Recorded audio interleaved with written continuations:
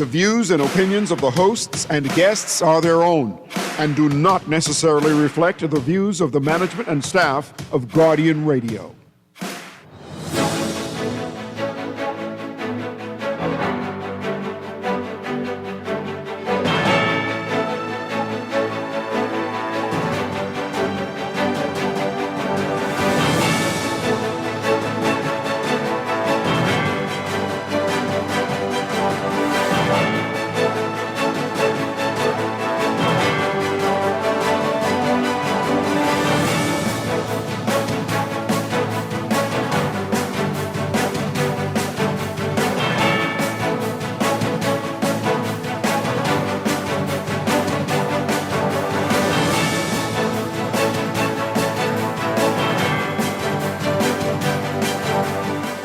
Good morning.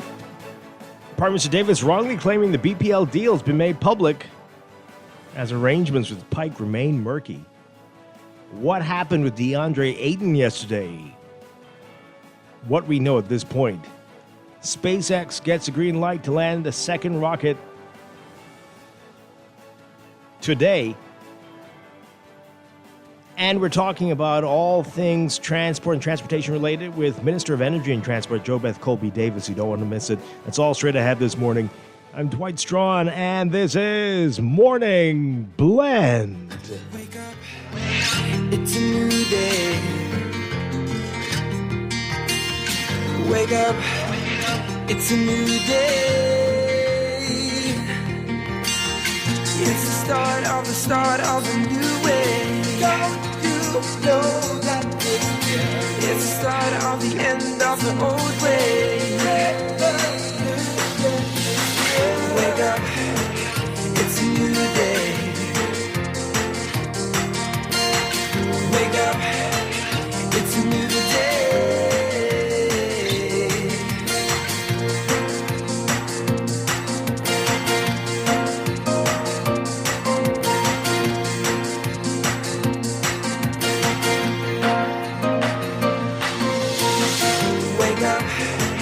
Good morning again, Bahamas. It is Wednesday, February 18th, 2026. This is Morning Blend on Guardian Radio 96.9. Again, I'm Dwight Strachan. In a moment, Chester Robards will be joining us. That's all ahead this morning. But first, it's time for the Overnight, the latest breaking news from while you're sleeping and the top national and international headlines this morning.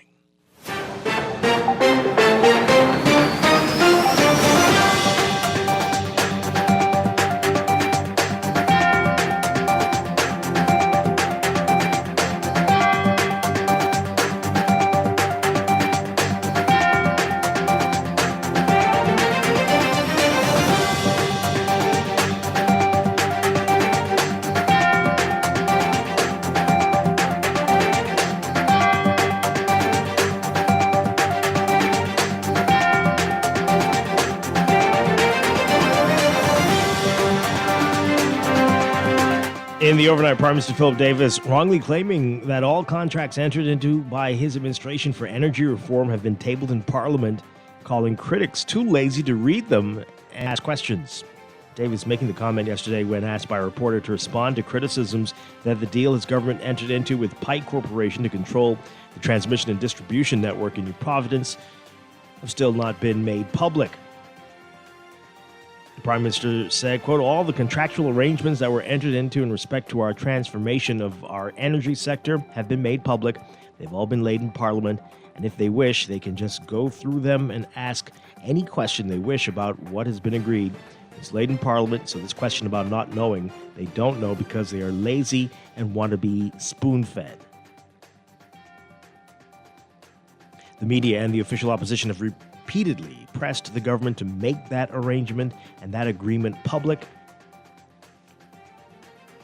It is not known why Davis responded that all deals entered into the energy sector in relation to the energy sector have been tabled in Parliament. Again, he made the statement when asked specifically about failing to make the Pike agreement public.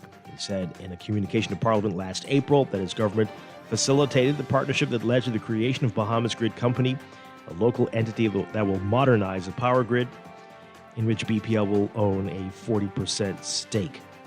In 2024, the government announced plans to enter into a 25-year agreement with the U.S.-based Pike through its Bahamian company Island Grid Solutions to oversee the upgrade and management of the T&D network.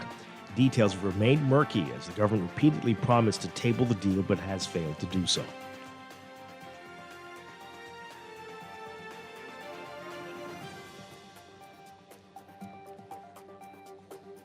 A Haitian man sentenced to 2 years in prison after he admitted to getting a Bahamian passport, NIB smart card, and voter's card through fraud. 26-year-old Waken St. Martin pleaded guilty to charges of possession of a forged document, uttering a forged document, and fraud by false pretenses with the help of a Creole interpreter when he appeared before a senior magistrate Anishka Isaacs for trial. The charges stem from St. Martin's arrest at Lyndon Pilling International Airport on December 18th, 2024. According to the prosecutor, Inspector Timothy Bailey, St. Martin had arrived from the United States and presented a passport to immigration. The officer suspected that the passport was fraudulent and detained him before alerting the police. Investigations reveal that St. Martin obtained the passport in March 2024 by using a forged immigration certificate of registration. St. Martin later used the passport to get a voter's card and an NIB smart card. When questioned by the police, St. Martin insisted that he acted alone and obtained the documents himself. After taking into consideration the time that St. Martin has already spent in custody, Isaac sentenced St. Martin to an additional 2 years in prison. The magistrate ordered the fraudulent documents destroyed. St. Martin will be turned over to immigration for deportation when he completes his sentence.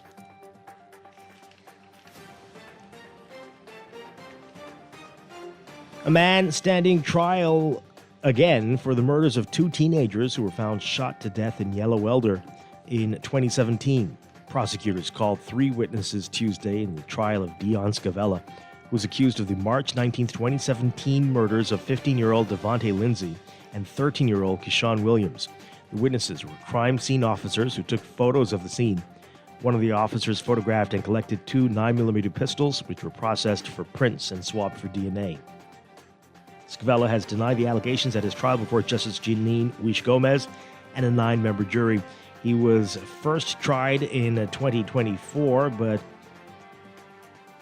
Justice Neil Brathwaite discharged the jury after Scavella was hospitalized after he was seriously injured in a traffic accident. Scavella is represented by Marianne Cadet.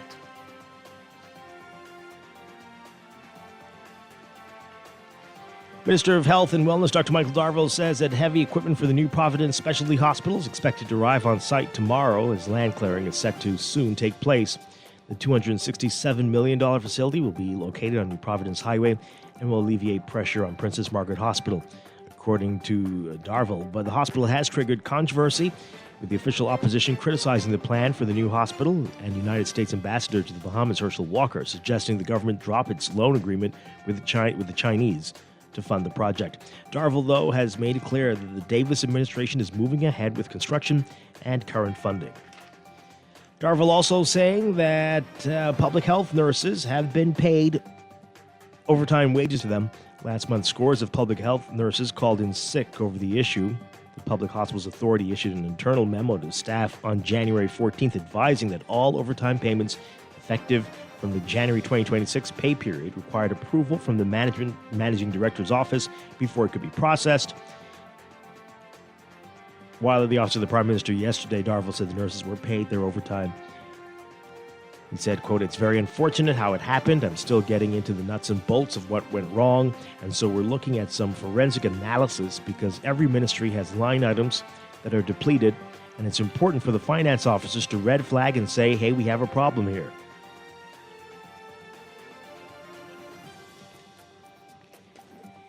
And home for the All-Star break, Bahamian professional basketball player DeAndre Ayton found himself in problems with the law. National team player Ayton was arrested by Bahamian authorities at Lyndon Pilling International Airport and then subsequently released. Ayton, the starting center for the Los Angeles Lakers in the NBA, was on his way to the United States. Around 12:30 p.m., a black suitcase with Ayton's name tag and the Lakers logo attached was searched, and during the search, a package of what was suspected to be marijuana was found inside the bag. The bag also had a white airport tag with a different name attached to it. At that point, Aiden and another person he was traveling with were brought downstairs from the departure lounge, questioned and arrested by Bahamian police. Sources to the Nassau Guardian saying that American authorities at LPIA were not made aware of the situation. Aiden reportedly made several phone calls, including one to a high-ranking government official and another to his lawyer, and was subsequently released after being briefly detained at the airport police station.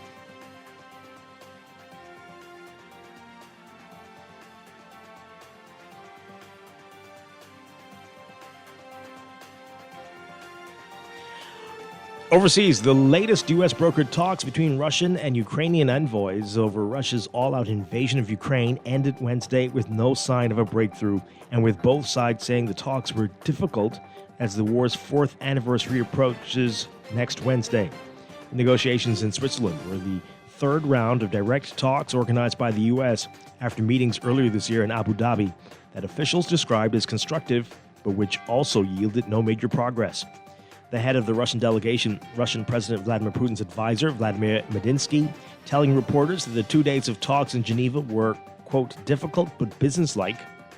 He said another round of talks will be had in the near future. Ukrainian President Volodymyr Zelensky also described the discussions as difficult and accused Russia of trying to drag out negotiations that could already have reached the final stage. U.S. President Donald Trump's envoy, Steve Witkoff, said on social media that Washington's push for peace in Ukraine over the past year has, quote, brought about meaningful progress, but he didn't elaborate.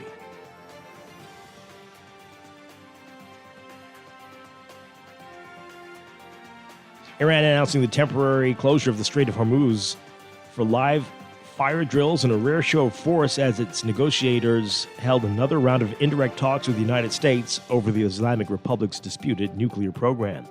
It was the first time Iran has announced the closure of the key international waterway through which 20% of the world's oil passes. This is the first time since the U.S. began threatening Iran and rushing military assets to the region. It was not immediately clear if the strait had been closed, but such a rare and perhaps unprecedented move could further escalate tensions that threaten to ignite another war in the Middle East. As the talks began, Iran's state media announced that Iranian forces had fired live missiles toward the strait and would close it for several hours for safety and maritime concerns. The supreme leader, Ayatollah Ali Khamenei, meanwhile warning that the strongest army in the world might sometimes receive such a slap that it cannot get back on its feet. That's a quote. Iran's foreign minister later adopted a different tone, expressing optimism about the talks and saying that a new window has opened for reaching an agreement.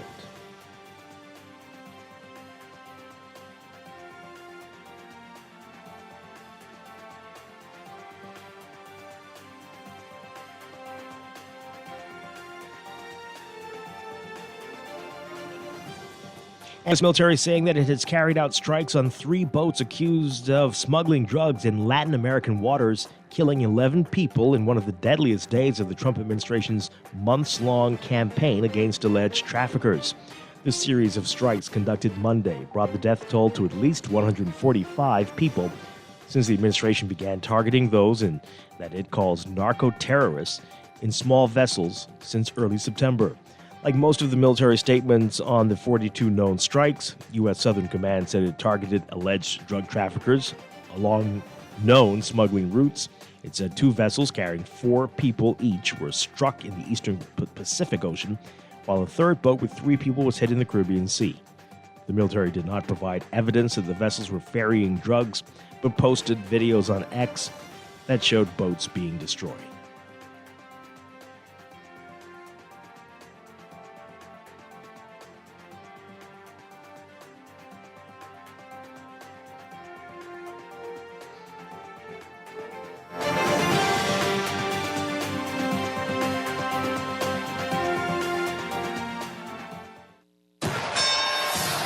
This is Sports Update.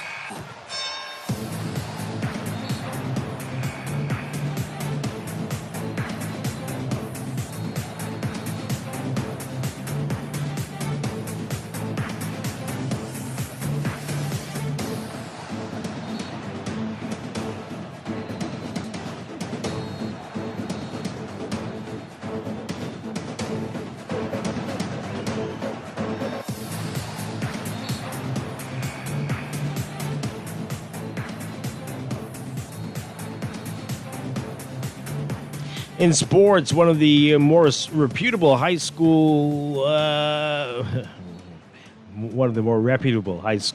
basketball coaches in the country and a leader of young men has been relieved of his duties as a coach in the body that governs high school sports in government schools in New Providence. Nico Bowles is a four-time championship coach in the Government Secondary Schools Sports Association, winning senior boys titles in 2016, 2019, 2020, and 2025.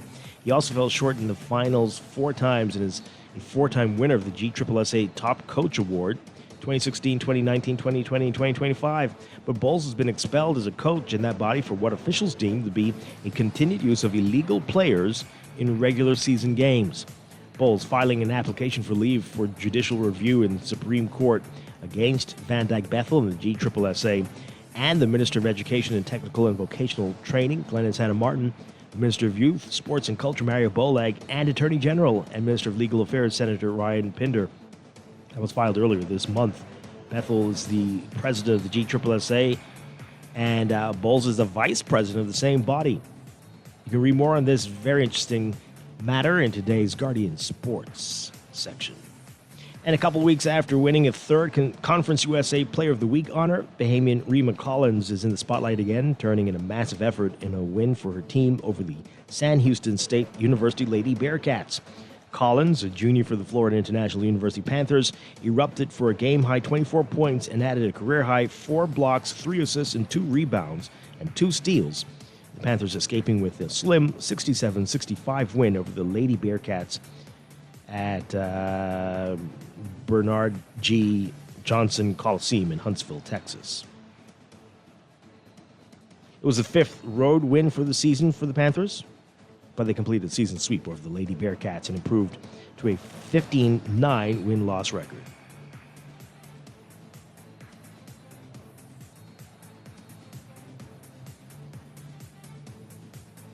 And for Major League Baseball, Tony Clark resigning as head of the Major League Baseball Players Association. The union announcing this on Tuesday.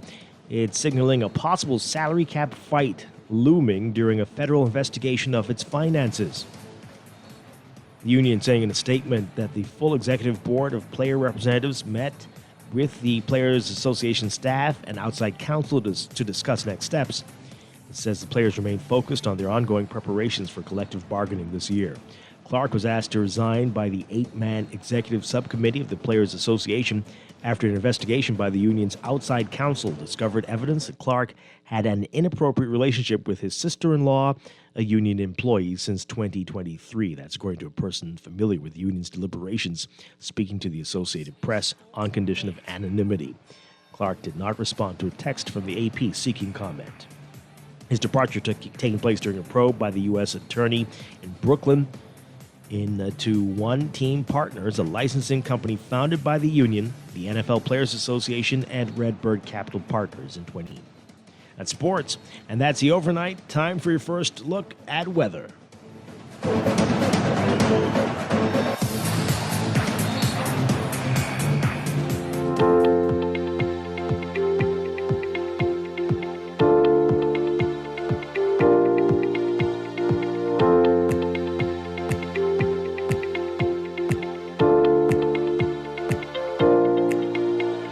In your weather for today, brought to you by Star General, we've got a stationary front meandering across the central Bahamas that's going to sustain a ribbon of shallow-topped showers over portions of the islands as it weakens throughout the day today.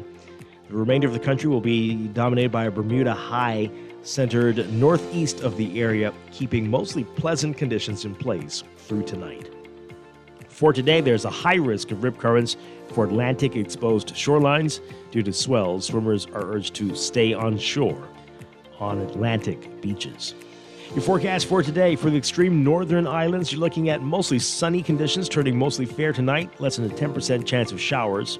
For the rest of the northwest Bahamas, including New Providence, look for a mix of sun and clouds today, turning fair with a few cloudy intervals tonight and a 10 to 30% chance of showers.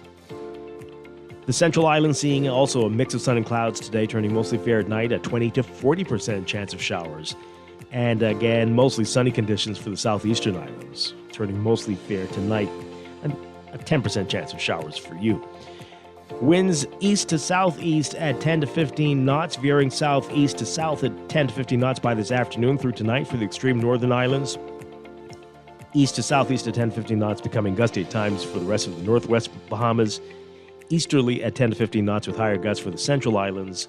And northeast to east at 10 to 15 knots for the southeastern Bahamas. Temperatures today, we're looking at highs again around 80 Fahrenheit, 81. About 27 Celsius. Overnight lows tonight getting down to the low 60s for the northern half of the country, around 18, 19 Celsius.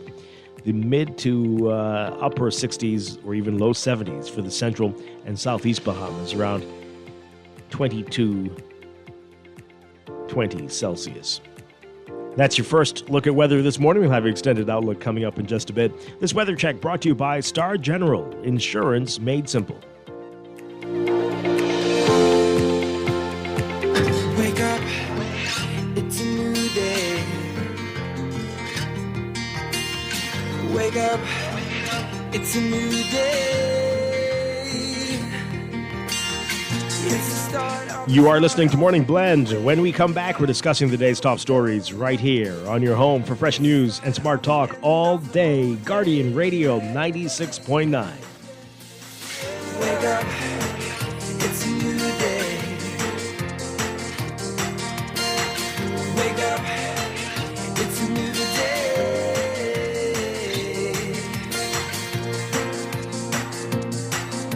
Southwest Plaza has so many stores, I've been trying to find a sensible way to list them all. There's CBS Bahamas, the Ashai Institute, BENC Snack World, Bamboo Shack Bahamas. They're the Athlete's Foot and BTC, Games and more, John Bull Fine Threads, Alive, Bahari, Dairy Queen, 700 Wines and Spirits, Sandy's, Clarkson, Island Luck, Starbucks, and Lowe's Pharmacy, plus Marco's Pizza and Lorraine. Southwest Plaza, what a wide array of stores. Southwest Plaza, stop by today and explore. For fast, reliable, and impactful printing services, look no further. Let Printmasters bring your masterpiece to life. We stand by our quality products that is second to none. Our affordable pricing and friendly, efficient staff makes Printmasters the ultimate choice for all your printing needs. We can deliver any type of printing services, from banners to booklets to business cards. You name it, we can print it. Let Printmasters bring your masterpiece to life. Located in the Nassau Guardian Building, telephone 302-2361. Looking to elevate your gadget game, or a tech trouble simply slowing you down? Escape to a world of innovation at Custom Computers, your go-to store for the latest cutting-edge tech. Whether you need to upgrade your life with the best from Apple and Windows, or your device needs a little TLC, the Custom Computers Know-How Store is the destination for unbeatable expertise and quality repairs. With 2 convenient locations, there's a Custom Computers near you on Patton Street in Palmdale and Caves Village, or call 396-1100. No one likes a fender bender. Oh, man. From a little scratch to a full mashup, NUA Insurance has got you covered with auto insurance tailored to fit your needs and budget. For affordable rates with free on-site accident assistance, visit us online or in branch and just ask us. NUA Insurance. Ask us, because we've got you covered. The following is a paid political message.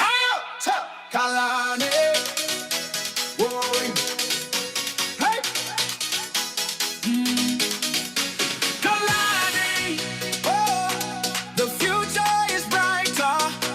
Vote for my diver. Hey, 'cause she is a fighter.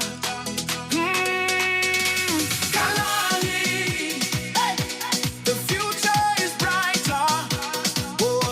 If you need improvement, come join the movement. Come join the movement. You're looking for change, find it here. You're looking for justice, find it here. You're looking for truth, find it here. Vote for MacGyver. She's here for you. See everybody in Kalani. Change is here. Hands in the air.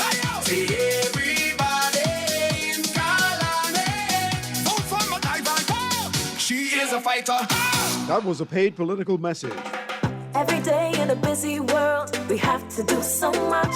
Bank with CIBC and get that personal touch. Share your ambitions, let us help your dreams come true.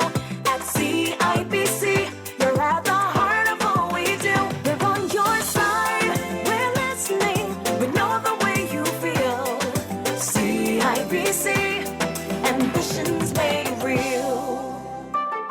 Spend $150 or more store-wide by February 21st and enter to win Nassau Tiles Fila Cleaning Bundle, valued more than $300. These Fila cleaning products give you the strength you need to keep every tile surface in your home sparkling like new. Drawing takes place on February 23rd. Come visit our showroom today and see our full line of Fila specialty cleaning products. For every space, for every style, think Nassau Tile. Wake up, it's a new day. Wake up, it's a new day. It's the start of a new way. Don't you know that it's the start of the end of the old way. Wake up, it's a new day. Wake up, it's a new day.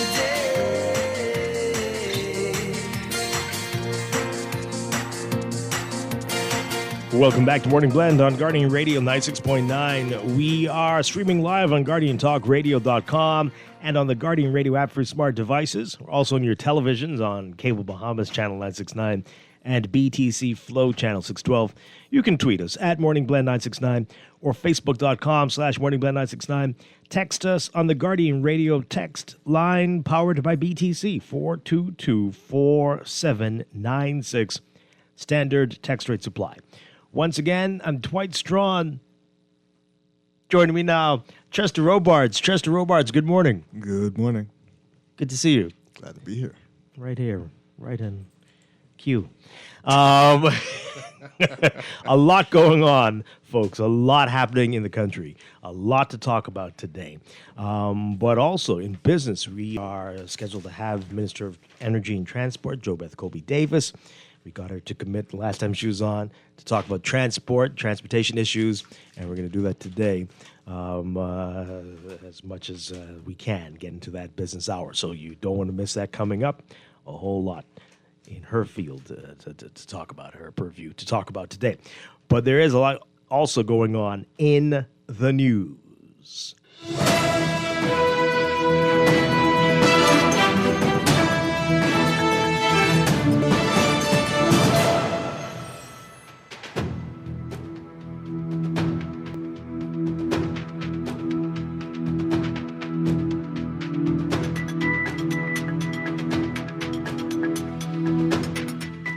And in the news, okay, so where do we begin? So much to get to. We will definitely get to this a little bit later in the show. The sweethearting study that UB did. Some interesting findings. I don't know if they're really surprising, but interesting nonetheless. And it's good to have it documented, what's going on here. But we'll talk about that in a little bit. But so much. The Prime Minister, this is the big headline in the Nassau Guardian today. PM wrongly claims BPL deal public. We'll get to that. DeAndre Ayton, the LA Lakers star, arrested then released.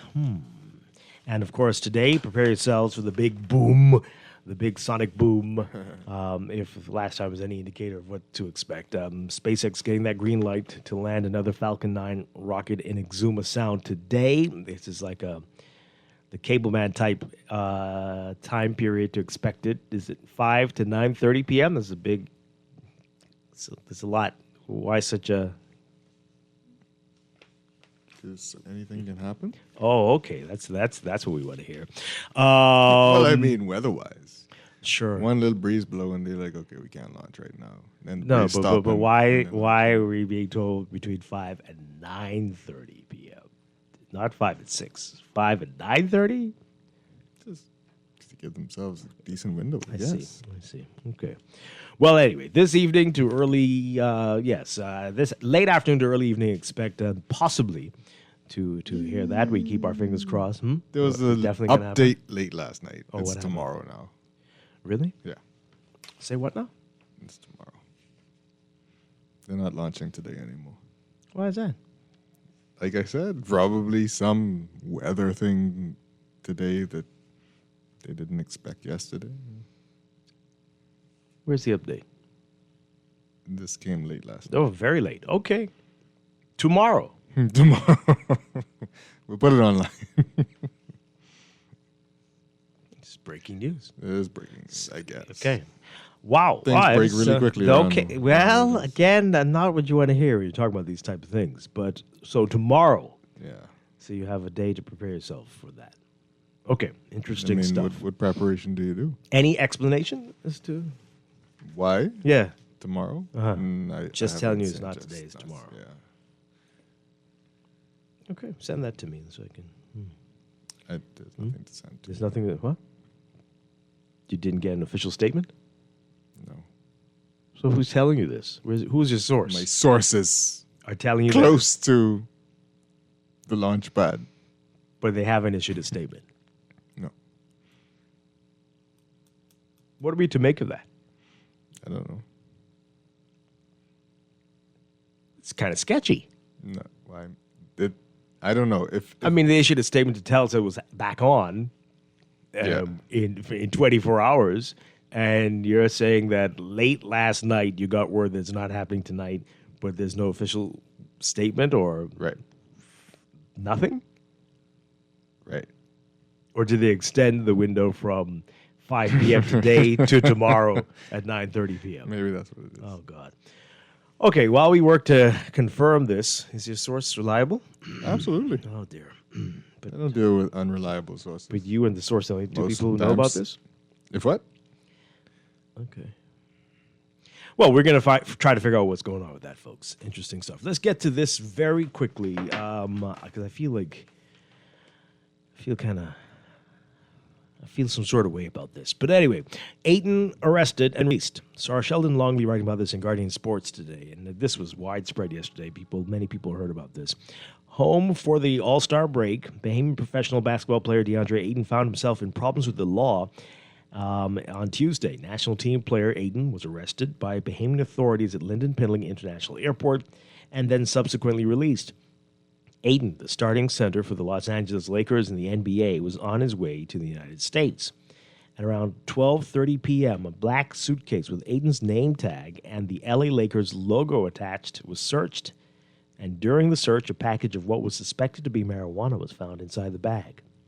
The bag also had a white airport tag with a different name attached to it. At this point, Ayton and another person he was traveling with were brought downstairs from the departure lounge, questioned, and arrested by Bahamian police. Sources telling the Nassau Guardian that American authorities at LPIA were not made aware of the situation.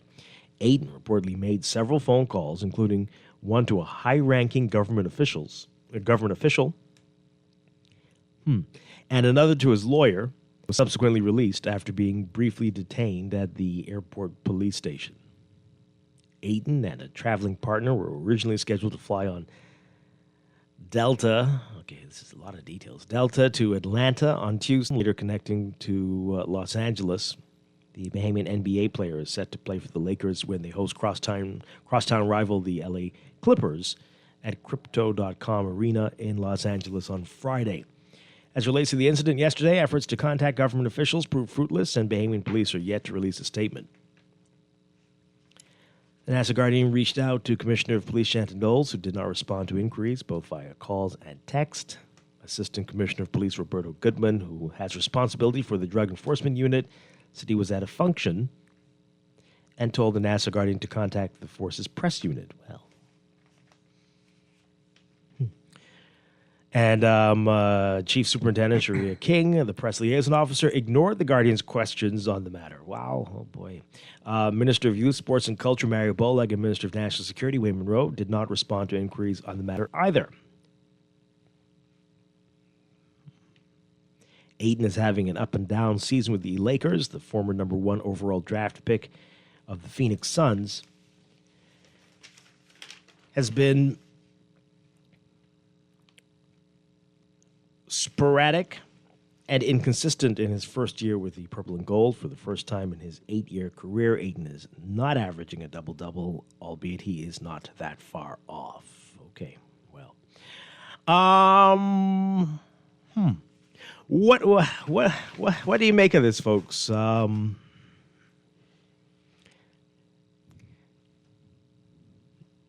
do you make of it? He called a high-ranking official and his lawyer, and he was released. He's a big player with the LA Lakers. Seems normal to me. And the response, certainly, when reporters call for information, that's exactly how it goes. It's like the worst volleyball game or tennis match ever. The ball's bouncing all over the place, but it never lands any place where you can get real information. But,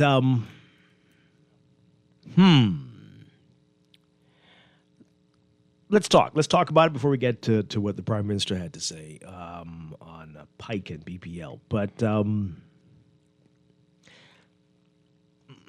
yeah, I'm at a loss for words. I want to say a lot of things, but I don't. There's a lot to be said. There's a lot to be said. There's a lot to be said. Again, this is a Bahamian athlete who is doing big things. Playing for one of the most beloved teams. Absolutely. In the Bahamas. All over the world, right? Yeah. But we do have laws. We do have laws, and they need to be obeyed. And we keep saying things like this shouldn't be happening, that you could call somebody and... Was good for the goose is certainly not good for whatever a gander is. Never has been. You don't know what a gander is? No, I don't know what a gander is. Are you being serious right now? I'm being serious right Really? now. I never looked it up. The gander is the male goose. No, right. I'm pretty sure that's what it is. Yeah. I could have used my context clues for that. You could have. Although you never know. My honesty is that I never looked it up. Some of the sayings are very bizarre. They are. But let's hear from you on this. 323-6232. 325-4316. 325-4259. Call us 242-300-5720 toll free. Again, you don't want to do anything to jeopardize this, right? What is this? But Jeopardize. this amazing career. But people online as are you commenting said, that it's not amazing. but like you said, right? All kinds of young men, these things happen to them, and they are paraded through Bank Lane and everything about them is online. And why haven't we? If we're on this path to doing something with medical cannabis, and countries around us in our circles have stopped what they used to do when it comes to small amounts. What is it taking? Why is it taking so long? Well, now that's another story as well, right? And this is what people are saying about this too, right? You're not a dealer, obviously. You're not about to traffic this. Right. It's a relatively small quantity. This really shouldn't be a big deal. But as you say, our laws haven't caught up with what's happening in other places. So what do you do? What do you make of this, folks? Phone lines are all lit up. Let's go to the phone lines. Caller, good morning. You're on the air. Hi. Good morning. Good morning. Good morning. Okay. What was he? Oh, good morning, Mr. Chester as well. Good morning. Okay. What was he? With the small quantity of what? Or are you able to say? The paper says suspected marijuana. Oh, all right. Mm-hmm. Okay. Well, I can leave that alone. Why? Why I'm do you want to leave calling that alone? regarding the SpaceX. Hello? Before you move on, why do you want to leave that alone? I don't want to go into that. Okay. I only wanted to know what it was. Yeah. Okay. Okay? Because it's prevalent in this country. I don't know if I don't know. Okay? I don't want to go into that. Sure. Yeah. Anyway, so this SpaceX launching thing. Landing. Huh? Landing. Or landing. In Exuma, somewhere up there, Exuma Sound. Yes. Okay. Now, and Mr. Chester said that they have, it's going to happen tomorrow instead of today. You're still waiting for him to show me where the To evidence verify is to that. support this. Right. All right. Today is Ash Wednesday, right? It is.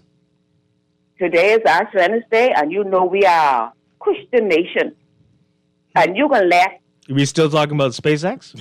I'm speaking about SpaceX. Oh, okay. All right? A lot of stuff ain't happening in this country because we honor Ash Wednesday. And you can have a space launch. Landing. Or landing, whatever. Right? In the Bahamas. Now, I think y'all may say, well, okay, I ain't making no sense. Which church do All you right? go to? Which denomination are you? I'm Catholic. Oh, okay. All right.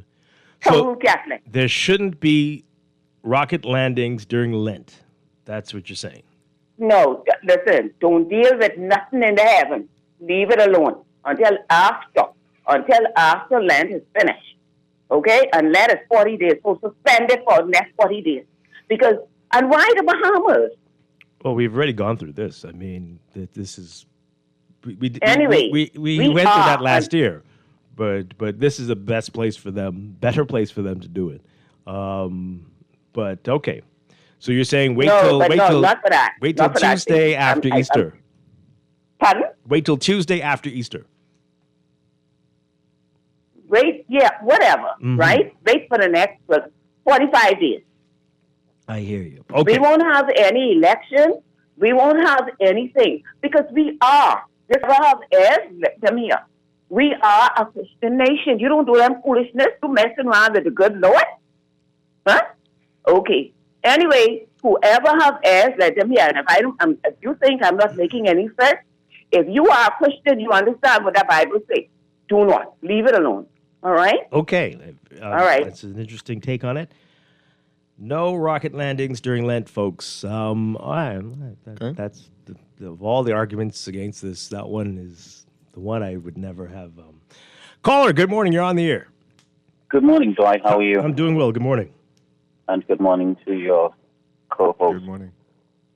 Both of you, with reference to the arrest, have made some extraordinary and very important observations and comments so far.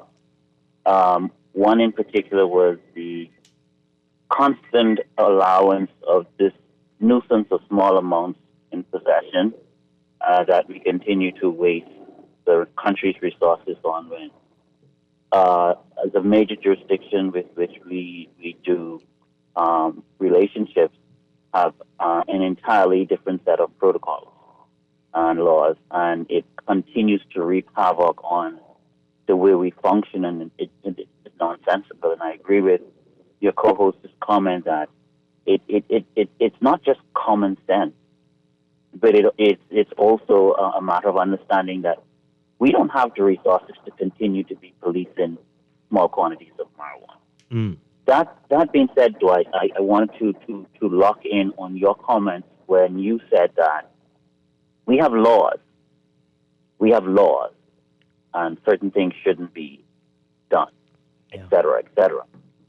I don't know if you remember just the other day, as a matter of fact, maybe 24 hours ago, we were talking about Brent Simmons' matter with the Haitian and the passport, and we were talking about Bahamian laws.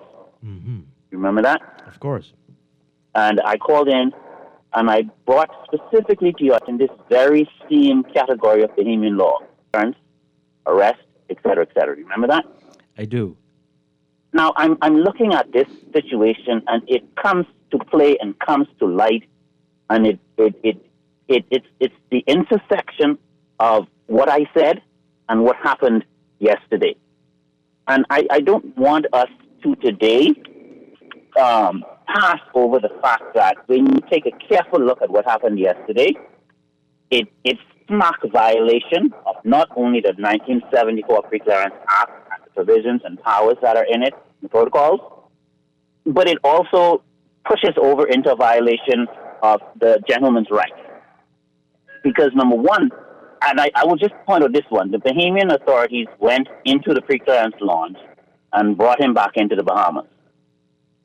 And then the rest of this situation unfolded. There is no provision in the Act that allows for that. But I will close by saying this, Dwight. Until we sit down as a people and try to make sense of our society, none of this will ever make sense. This is just nonsensical. It makes no sense. Thank you so much. Appreciate it. Take another call. Good morning, caller. You're live on the air. Hi, good morning, caller. You're live.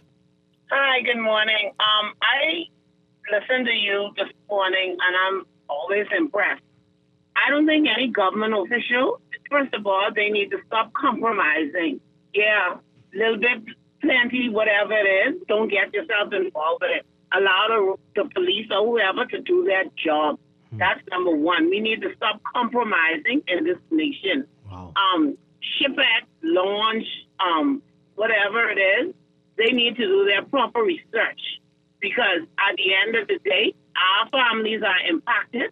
And at the end of the day, our hospitals are still compromised. If you were to go in an accident and emergency, trust me, when you leave out there, you will either be more depressed, more sick, or you just will be sad. So they need to stop compromising in this nation and stop having a Joneser mentality for a couple of dollars. Thank you. Wow. Okay. Joneser mentality. How do we make the connection? I don't know if she's talking about Aiden. It sounds like SpaceX, although it could be the same. I mean, At first I thought you said Chefette. I don't think she said SpaceX, but we're talking about Barbados restaurants. Have you eaten from there before? Yes. Caller, good morning. You're live on the air. Are you there? Hi, are you there? No? All right, let's take this one. Caller, good morning. You're on the air. Yes, good morning, Mr. Strong. Good morning, Jester. Hi. Morning. I'm not a child molester. Listen, the Jester and Jester, listen, man, firstly, the gander would be a male, females, would be a male species of a particular bird, I guess, the water bird, whatever, right? But goose. You was always hear me crying wolf, right, Jester? Right. About the insignificant amounts of cannabis. I just spoke no longer yesterday. A guy was caught with 7.5 bags should be close to less than a half ounce. But I would like to say that out of those crew, I have utmost respect for Mr. Goodman. I would say he's not a petty of it, right? As I have known him as a young man on the streets. But the thing is, as related to the phone calls, and it doesn't matter to me if Andre Aiden was laden with cannabis, right? But the guy who called and talked about the procedures at the clearance, the question arose to me after he said that is who initially found the substance. So whether it would be the American authorities or the Bahamian authorities. So when you go over there, if they found it, sometimes they might just turn you back over to the Bahamian police. I don't know the mechanisms, but that's not too important to me. What is important to me is the mechanisms in which Mr. Aiden used in order to be released. So the fact that they didn't disclose the amount is where it's at for me. It show the curry favoritism or the selective justice, but I don't think he should have been caught up. It shouldn't even have made the news. And so when we look at this mindlessness about cannabis, right? We have a real conversation of the history of cannabis, and so people could respect it more and stop demonizing it and sitting up in the seat of the scornful. The lady called and talked about the land constructs.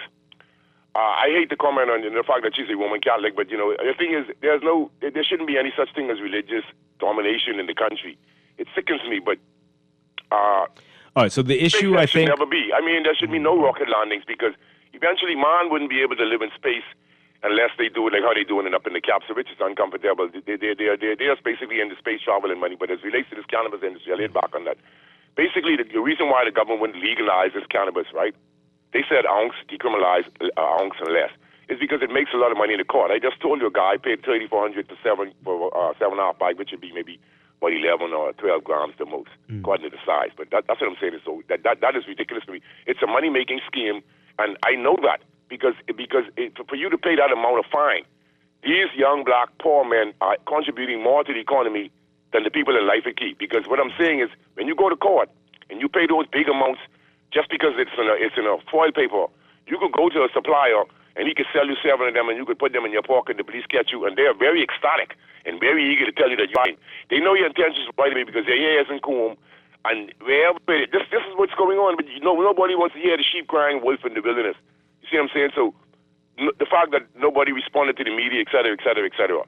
That's this place really. And I like how the lady talked about the hospital, cemetery, or jail. That's what politics entail. And poverty and ignorance is fuel for political buffoonery. Okay. Give thanks. Thanks a lot. All right. So let's take one more call, and then we'll get to the messages and something he said. We'll touch on that later. Caller, good morning. You're on the air. Morning, Dwight and Chester. Hi, good morning. Morning. Hey, Dwight and Chester, elections coming up soon. And, much campaign funding is needed. So, DeAndre Ayton, his situation came up right in the right time. Okay? No putting two and two together. Wow. Okay, I'm not gonna follow you down that road there, but okay. That was never good So in the issue, you should be happy, in this instance. Okay, so the thing is, if and 52 said it right, this should never have made the news. Well, if it isn't gonna, it shouldn't for everybody, right? It would never have made the news. If what? If we wasn't getting little pops of information from people. This was never, like, the initial stuff was not official information. And it would never have been official. But again, this goes back to your goose and gander thing there, right? So there are tons of people in similar situations who are rotting away. Lock up! Rotting away in Fox Hill Prison. Yep. And so this is unfair because of who you are and connections. We cannot have different rules for different people. The person who took the phone call, stop! This is, right, whether you make the case, whether you agree that marijuana should be decriminalized or whatever it is, but it can't be for certain people. That's right. And for others, it's a different story. And that is Well, the I mean, issue we've here. seen it. We see it all the time with everything. Tourists. And not just marijuana. There are different rules for different people. We know this. They go home and live the rest of while our fellas rotting away in jail. We seem to like this. Somebody likes it, it seems. Let's read some messages as we before we get back to the calls. We've got a lot to talk about this morning. This person says here, I think it's not just that we have laws, but they also have to be evenly applied. It's a slap in the face when a normal Bahamian gets locked up, held overnight or for the weekend and charged because of marijuana possession, but Aiden makes a call and gets released within hours. I hope the opposite of normal Bahamian is abnormal Bahamian. Well, there's a lot of that. My brother went through that earlier this year, so seeing that unfold yesterday enraged me. Oh, boy. Wow, that's rough. You should be enraged. Yeah. This person says here, issues like this are why voter apathy is so high. This is a corrupt country. If it were a common young Bahamian, they would have been charged. Corrupt. It's a text. This person says, if that situation is simply how the Bahamas works. I had a cousin who was arrested, went to court for roach. A small joint, different strokes for different folks. We cannot just continue to allow that to be the case. We just can't. I was locked up. I was locked up who had, I guess he had a joint. Oh, he had. Yeah. And what were you locked up for? For talking. You asked a police officer a question? For making a suggestion to the police. Oh, no. Who do you think you are? Exactly. Right. And he somehow Well, you didn't suggest they like jump off something or anything. No, right? no. You just okay. I actually just suggested that they speak to the people they were talking to a little nicer. Oh no, that's one of the worst things you could ever do. Yeah. You're lucky to be here today. Oh boy. And so the officer in charge of the station seemed to have something in common with this young man when we got to the station. Because all of us were lined up and had to take our shoelaces out, etc. Right? And he got out hours before I did. The guy with the thing? Yeah. Oh. Well, you did one of the worst things you could possibly do. Yeah. Ah, boy. Okay. If we go, there's a text. If you go by your first caller's idea, then no planes for the Bahamas during Lent. Lent.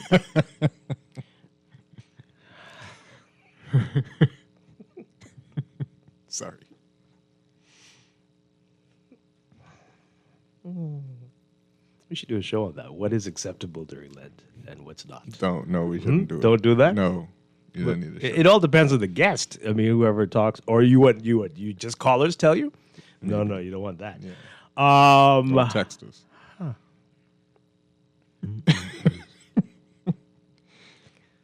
Oh, boy. Can you draw a plane during Lent? Can you use the internet? Because like all the satellites are in the sky. Someone from LPI just told me this bad idea. They'd be out of a job. Which one? For the planes. Yeah. Right. Yeah. Well, I mean, that's just, Lent. You got to sacrifice. Tell the tourists. Just 40 days. Tell the tourists come by boat. Ooh. Y'all give up. Oh, boy. Give up. The Bahamas is a lawless nation. That's not what they said. Anyway, y'all gave the Bahamas up to a lawless nation. Okay. God is pleased. Same thing. The first one made sense too. Yeah, it's all related. I mean, if it's, okay, Bahamas. This is why I've been telling you. You got to legalize at least 5 grams for personal use. How much is 5 grams? Hey, you ask. Listen, one thing I can't tell you is how much something weighs. Oh boy. Now look I don't at. even know how much an acre is. I'm just telling you that. Units of measurements escape me. Interesting that you would use those two in the same. I'm just saying. Example. They all escape me without an example. How would an acre? How much does my phone translate to 5 grams? I'm sure some people know. Somebody knows that. Oh boy, I'm sure quite a few people know, but not a good example here, Chester. Boy. Oh boy. Amen. That lady is spot on. I will tell you, anytime a spaceship goes by, it's bad weather guaranteed. What's that? What? What? Because why? Because God is not pleased? Okay, it's not a Joseph mentality. The Bible calls it a whore. Wow, and it's so appropriate. Oh man. I mean, I guess. This is an interesting day today. Who is this high-ranking politician who everyone calls to make things happen? Do you think it's only one person? They're saying, can I have their number? Aiden is a superstar and celebrity. It is not right, but no surprises here. Okay. This person says it was wrong that he made a call and was released because the average payment would have been in jail. However, if he was arrested and charged, it would have been more shame on the country. Would it? I mean, the country has laws. Shame on the country? I don't understand. I don't understand what you mean. But this is why we see the type of behavior we see during election time, right? People really going into catatonic states or, well, not catatonic really, but frenzies. Well, maybe all. When they see their potential MP or current MP, you got to do whatever because, you know, when you have a problem, you got to call that person. Yeah. All right, so you gotta make sure they get straight. That's right. Do whatever it takes to make sure they get in, because you need to call them when you got an issue. And there's only 1.5 degrees of separation around here. 0.5. Yes, do the do's and don'ts of Lent. Look what you started. 5 grams is about, no, we were only joking. You don't have to tell us. Okay. Oh, Lord. 5 grams is only about 2 or 3 joints. It's insignificant, minuscule. How big of a joint? I don't know. I have no idea. To be fair, there were many instances at the station where young students were arrested for dangerous drugs. Rather than jeopardizing their future education or employment with a police record, arrangements were made for them to attend counseling. So what we're saying is do it across the board, right? Yeah. There are a lot of people who didn't get that chance. Maybe they weren't in school, and so people deemed them to not be as valuable. And this is the challenge here. Yeah. And somebody is making a judgment call on you based on on what? Yeah. On what? Yeah, plenty of people go to school and come back and are walking the streets right now. And a lot of people were not living the way they should have been, perhaps, and are thriving now. So what are we using to make these determinations? Not marijuana. Wow. The law is made to protect the corrupt, rich, and famous, not the poor, common man. And yes, the police have their favorite recruits so that... okay, I'm not going to read the rest. Whoa, no. Say what? No. Where did that go? Let's be honest. Around the world, it's the same thing. The haves and the have-nots both get different justice. Boy. Interesting. We'll take these calls quickly, and then we want to get to this interesting story in the NASA Garden, the lead story about the Prime Minister and BPL. Caller, good morning. You're live. Morning, Dwight and Chester. Hi, good morning. Morning. I recall a situation where we were renting, my mom was renting, and we were tenants, and she decided to wash on a Sunday. And boy, the owner told us point blank, you cannot be hanging out clothes or washing on a Sunday.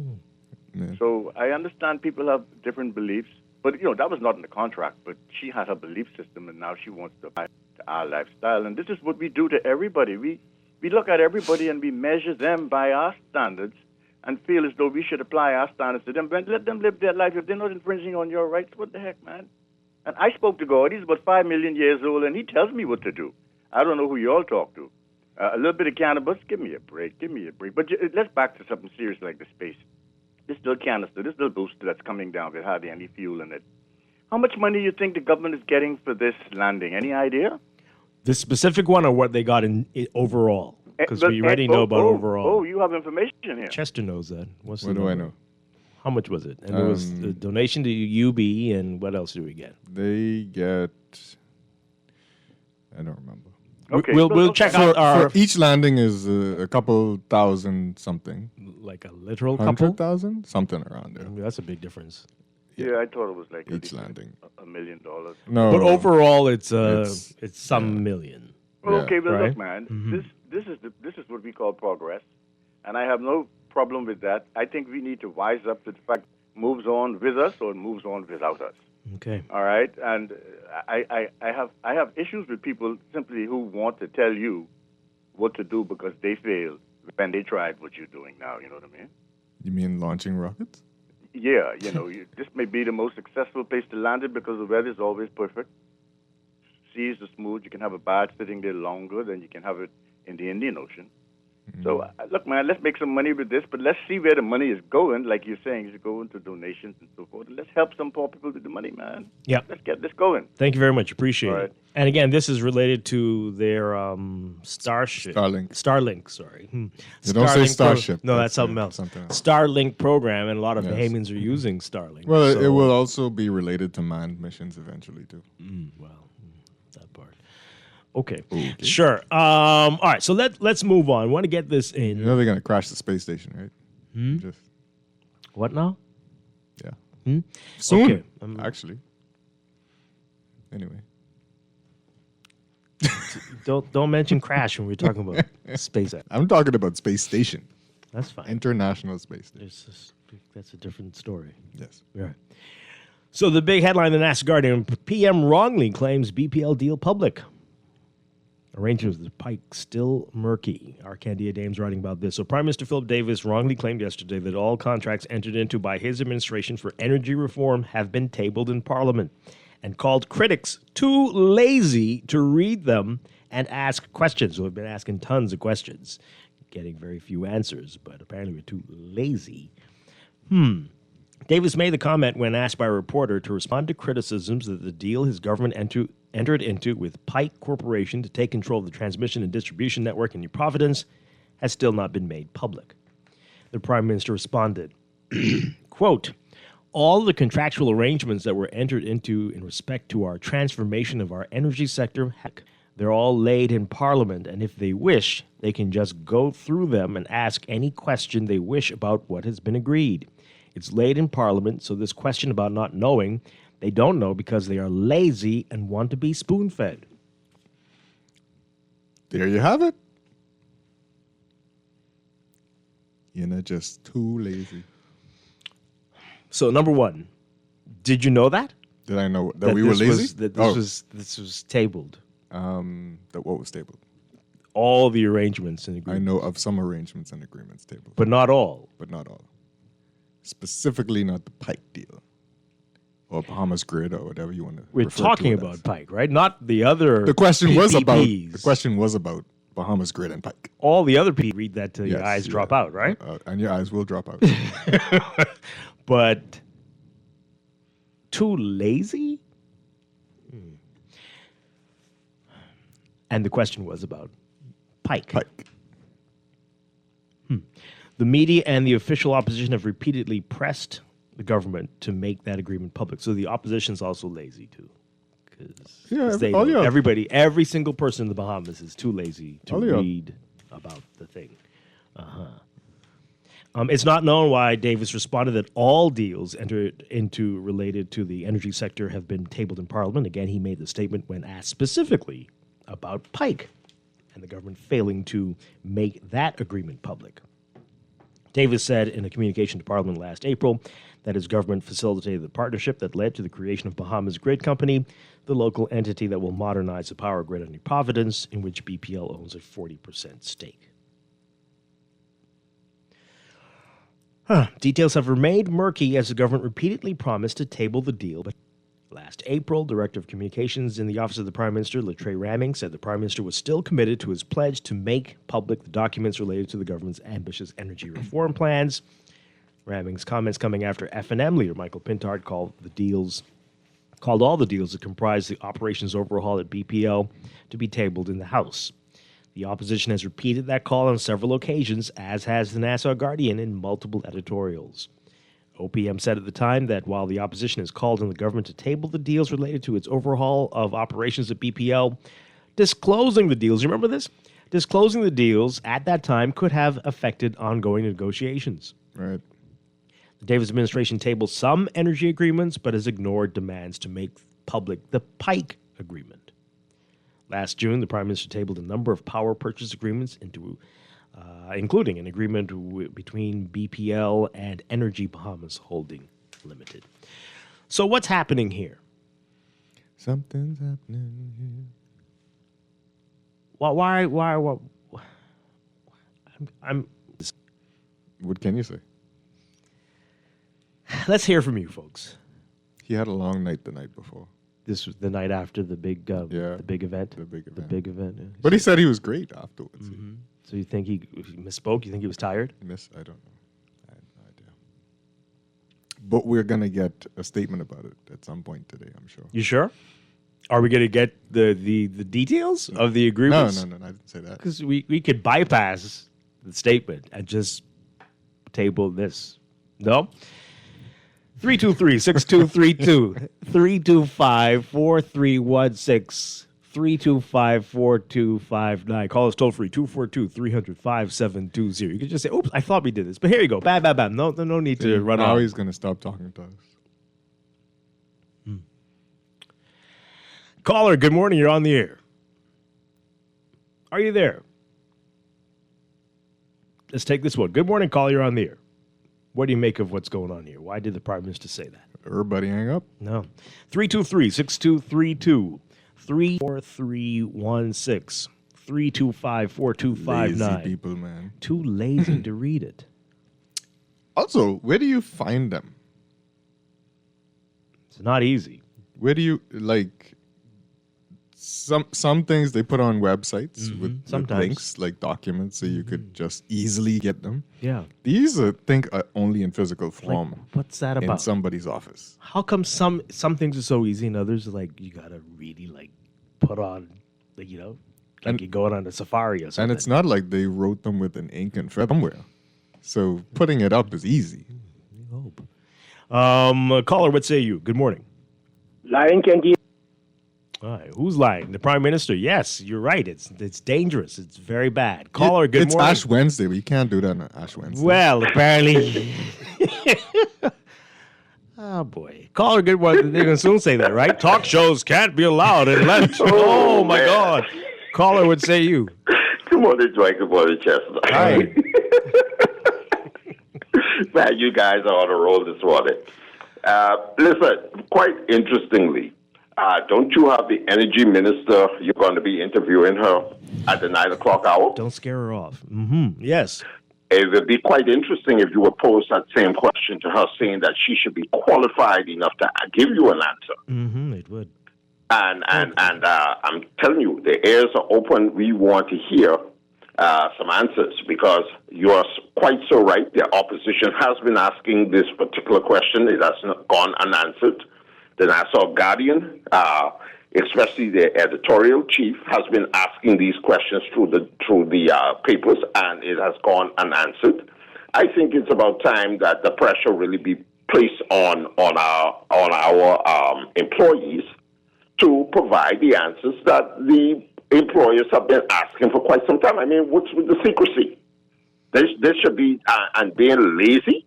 The BMN people aren't lazy, because a lot of persons have been asking these same questions, and we, the employers, receive the answers either. So let's see where it goes. But I'm hoping that you pose this question to the energy minister when she comes on the show in another couple hours. Thanks for taking my call. Thank you very much. Appreciate it. Let's take another call. Good morning, caller. You're on the air. Hi, good morning. Are you there? Hi, good morning. Oh, indeed, yes, Chester. Yeah, Mr. Stone, I have 3 short points, right? Mm-hmm. With regards to Mr. Aiton, like I said, he's a superstar. I mean, to me, it's no surprise. We had members of parliament who were charged with crimes in magistrate court, and the same day they had a bail application in the Supreme Court, and they were released on bail, right? Secondly, with Mr. Davis, I think it may be political mischief, right?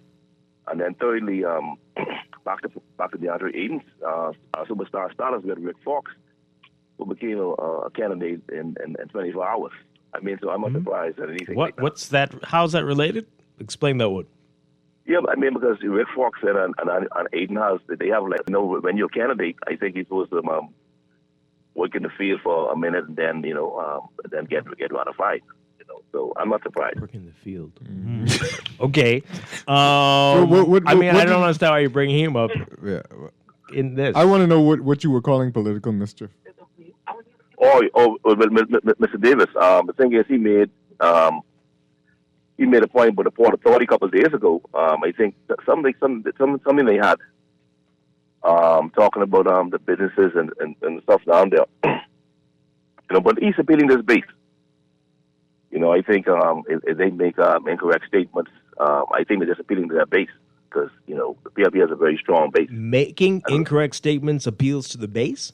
Well, listen to me. I was at an event recently. I'm telling you, people believe what the leaders say. That's a crap. Now some people might be thinking correctly, but people are going to, and let me tell you something, they're going to take that, and run with that. Because a lot of people they don't read the news. They're supposed to be listening to. They're uninformed, and it's like it's almost like I did a course of critical thinking years ago, and it says this: the PRP would say something, and then the FM would come up with something else, and then the story gets the main either gets lost, and they're like, oh, you do it, or you do it too. You know what I'm saying? So this is election season. I'm not surprised. Okay. All right. Thank you very much. Interesting. Is it worth risking credibility to appeal to a base? In this day and age? Where people make memes out of you? But this affects the base, though. So don't they want to know about the deal? Don't they want to know? If it weren't their leader, they definitely want to know. So I don't get it. What kind of base is it? This must be all related to the drugs we were talking about earlier. Free base. Right, clearly. We got to go to the news. This is Wording Blend on Guardian Radio 96.9. Things that make you go,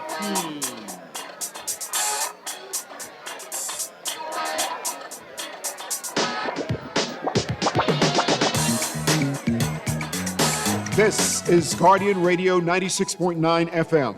Fresh news, smart talk, all day. Williams Bahamas doesn't mess about when it comes to product range and product knowledge. If it's a new product come in the store, we walk the store and study that product. One thing with our boss, if a new product comes in, he takes the time and he's always keeping us up to date with product knowledge. And we just had 9 weeks of different products that we had to study, and we had exams at the end of each product. Yeah. The only way we could sell the product effective, we have to know that product. Yeah, that helps us to relate to our customers. It gives us better knowledge to know what product to introduce to them. You understand? So we can know what product to give them to use and what product not to give them to use. So product knowledge is really key in Sherwin-Williams. They got the keys. And the key is the product knowledge that comes with our extensive product range at Sherwin-Williams Paints, Bahamas. Find color in every day.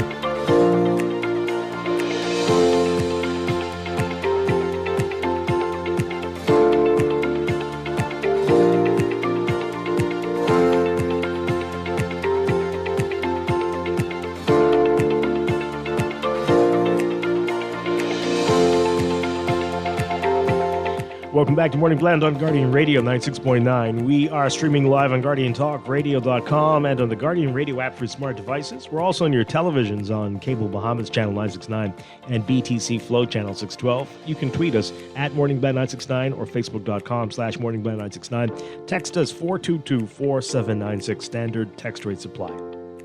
And now day 22, time for another check of your weather for today, brought to you by Sherwin-Williams. So we've got a stationary front meandering across the central Bahamas. That's going to sustain a ribbon of shallow-topped showers over portions of the islands as it weakens throughout the day. The remainder of the country will be dominated by a Bermuda high centered northeast of the area, and that's going to keep mostly pleasant conditions in place through tonight. So that frontal boundary is going to gradually dissipate over the area by late Thursday. That's going to allow for a deep ridging pattern with a dry air mass to establish across the area. A relatively uneven stretch of weather is expected throughout the weekend, with temperatures gradually rising and peaking by Sunday. Then another robust cold front will make its way into the country by Monday, promoting a relatively along with gusty winds for next week. For today, there is a high risk of rip currents along Atlantic exposed shorelines, and swimmers are urged to stay onshore on Atlantic beaches. Your forecast for today for the northwest Bahamas, including New Providence, a mix of sun and clouds today, turning mostly fair with a few cloudy intervals tonight.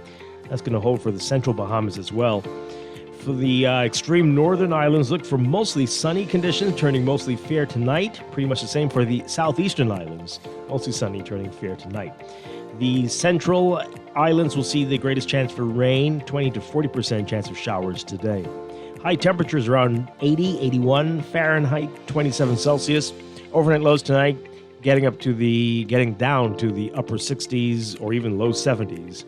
For some parts, around 19, 20 Celsius. In your extended outlook for Thursday tomorrow, a mix of sun and clouds turning mostly fair at night. For the northern half of the country, mostly sunny, turning fair or elsewhere, and that should hold into Friday, partly sunny to sunny, mostly fair at night through Saturday and Sunday. Monday, partly cloudy to cloudy during the day, turning mostly fair at night. Half of the country, partly sunny during the day for the central islands and mostly sunny for the southeastern islands. Rain chances increasing, though, as that front begins to move through. And again, look for cooler temperatures after that front rolls in, after we peak to a very warm 84 for Sunday. By Tuesday, highs in the mid-70s again, lows in the upper 50s, low 60s by Tuesday night. Brought to you by Sherwin-Williams. If you're ready to refresh your space, head to your local Sherwin-Williams for premium paint, pro tips, and everyday deals that make it easy to get started.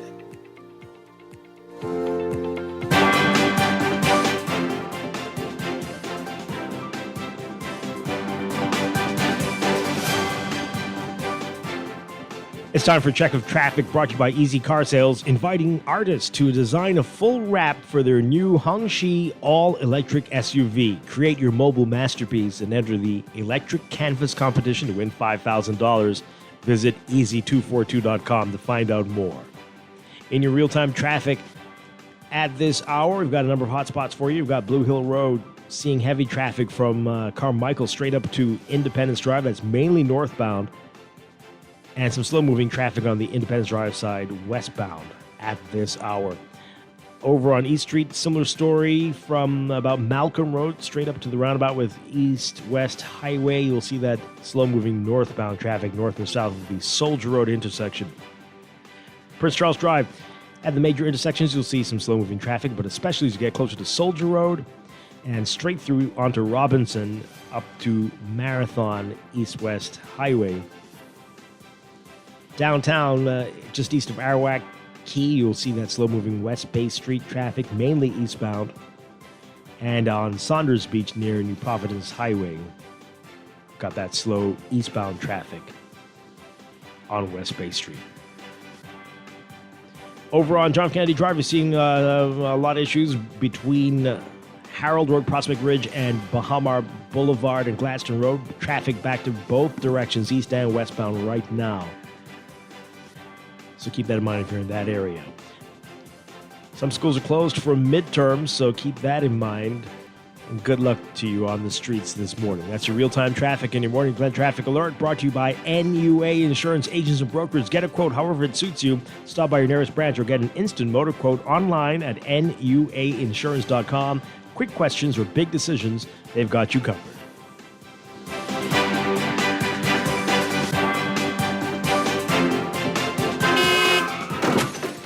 No one likes a fender bender. Oh, man. From a little scratch to a full mashup, NUA Insurance has got you covered with auto insurance tailored to fit your needs and budget. For affordable rates with free on-site accident assistance, visit us online or in branch and just ask us. NUA Insurance. Ask us because we've got you covered. In the world of business, technology is not a choice. It's a necessity. And for businesses that demand excellence, there's only one choice for unparalleled support and cutting-edge technology. Custom Computers. You have challenges and we have solutions. Computing, networking, storage, and printing for enterprises large and small, aligned with premium brands like HP, Microsoft, Konica Minolta, and more. Get tech done the right way with Custom Computers. Call the know-how team at 396-1101. Every day in a busy world, we have to do so much. Bank with CIBC and get that personal touch. Share your ambitions, let us help your dreams come true. At CIBC, you're at the heart of all we do. We're on your side, we're listening, we know the way you feel. CIBC, ambitions made real. Planning for retirement can be overwhelming, but with CFAL, it doesn't have to be. We offer tailor-made individual, group, and pension solutions that take the guesswork out of retirement planning. Whether it's for you or your company, don't leave your future to chance and let the trusted hands of CFAL experts guide you toward peace of mind and financial stability. Low upfront costs and affordable monthly payments make it easy for you to build wealth so you can live well. Visit us at cfal.com to start on your path toward financial freedom. CFAL, growing wealth for future generations. For over half a century, Hongxi has been reserved only for heads of state and world leaders. It wasn't just a car, it was a privilege. Easy Car Sales is proud to bring that distinguished heritage to the Bahamas. A new era in luxury electric, rooted in absolute prestige. It's for the few who demand freedom from the gas pump and first-class craftsmanship. Visit Easy Car Sales to see if you're ready for a taste of... Struggling to find your financial rhythm? Make that move to Fidelity and let us help you orchestrate your financial goals into perfect harmony with free financial coaching sessions. Make that move today. Call 356-7764. Fidelity, we're good for you. Spend $150 or more store-wide by February 21st and enter to win Nassau Tiles Fila Cleaning Bundle, valued more than $300. These Fila cleaning products give you the strength you need to keep every tile surface in your home sparkling like new. Drawing takes place on February 23rd. Come visit our showroom today and see our full line of Fila specialty cleaning products. For every space, for every style, think Nassau Tile. This is Guardian Radio 96.9 FM, streaming on GuardianTalkRadio.com and the Guardian Radio app, Nassau, Bahamas.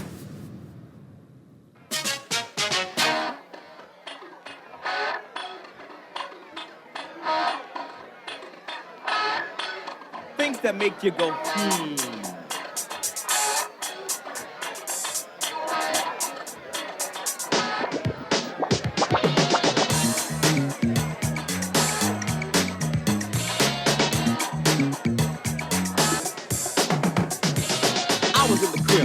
by the fireplace, drinking cocoa on the bearskin rug. Doorbell rang, who could it be? Thought to myself, then started dung. Who is it? My girl's best girlfriend had paid me a visit. Fly as can be, tight dress and all. She knew that I was faithful and really didn't have to go. I tried to chill, she made the move. Now I know my girlfriend wouldn't approve. I didn't realize my girl was setting me up. Yo, my girlfriend didn't trust me, no.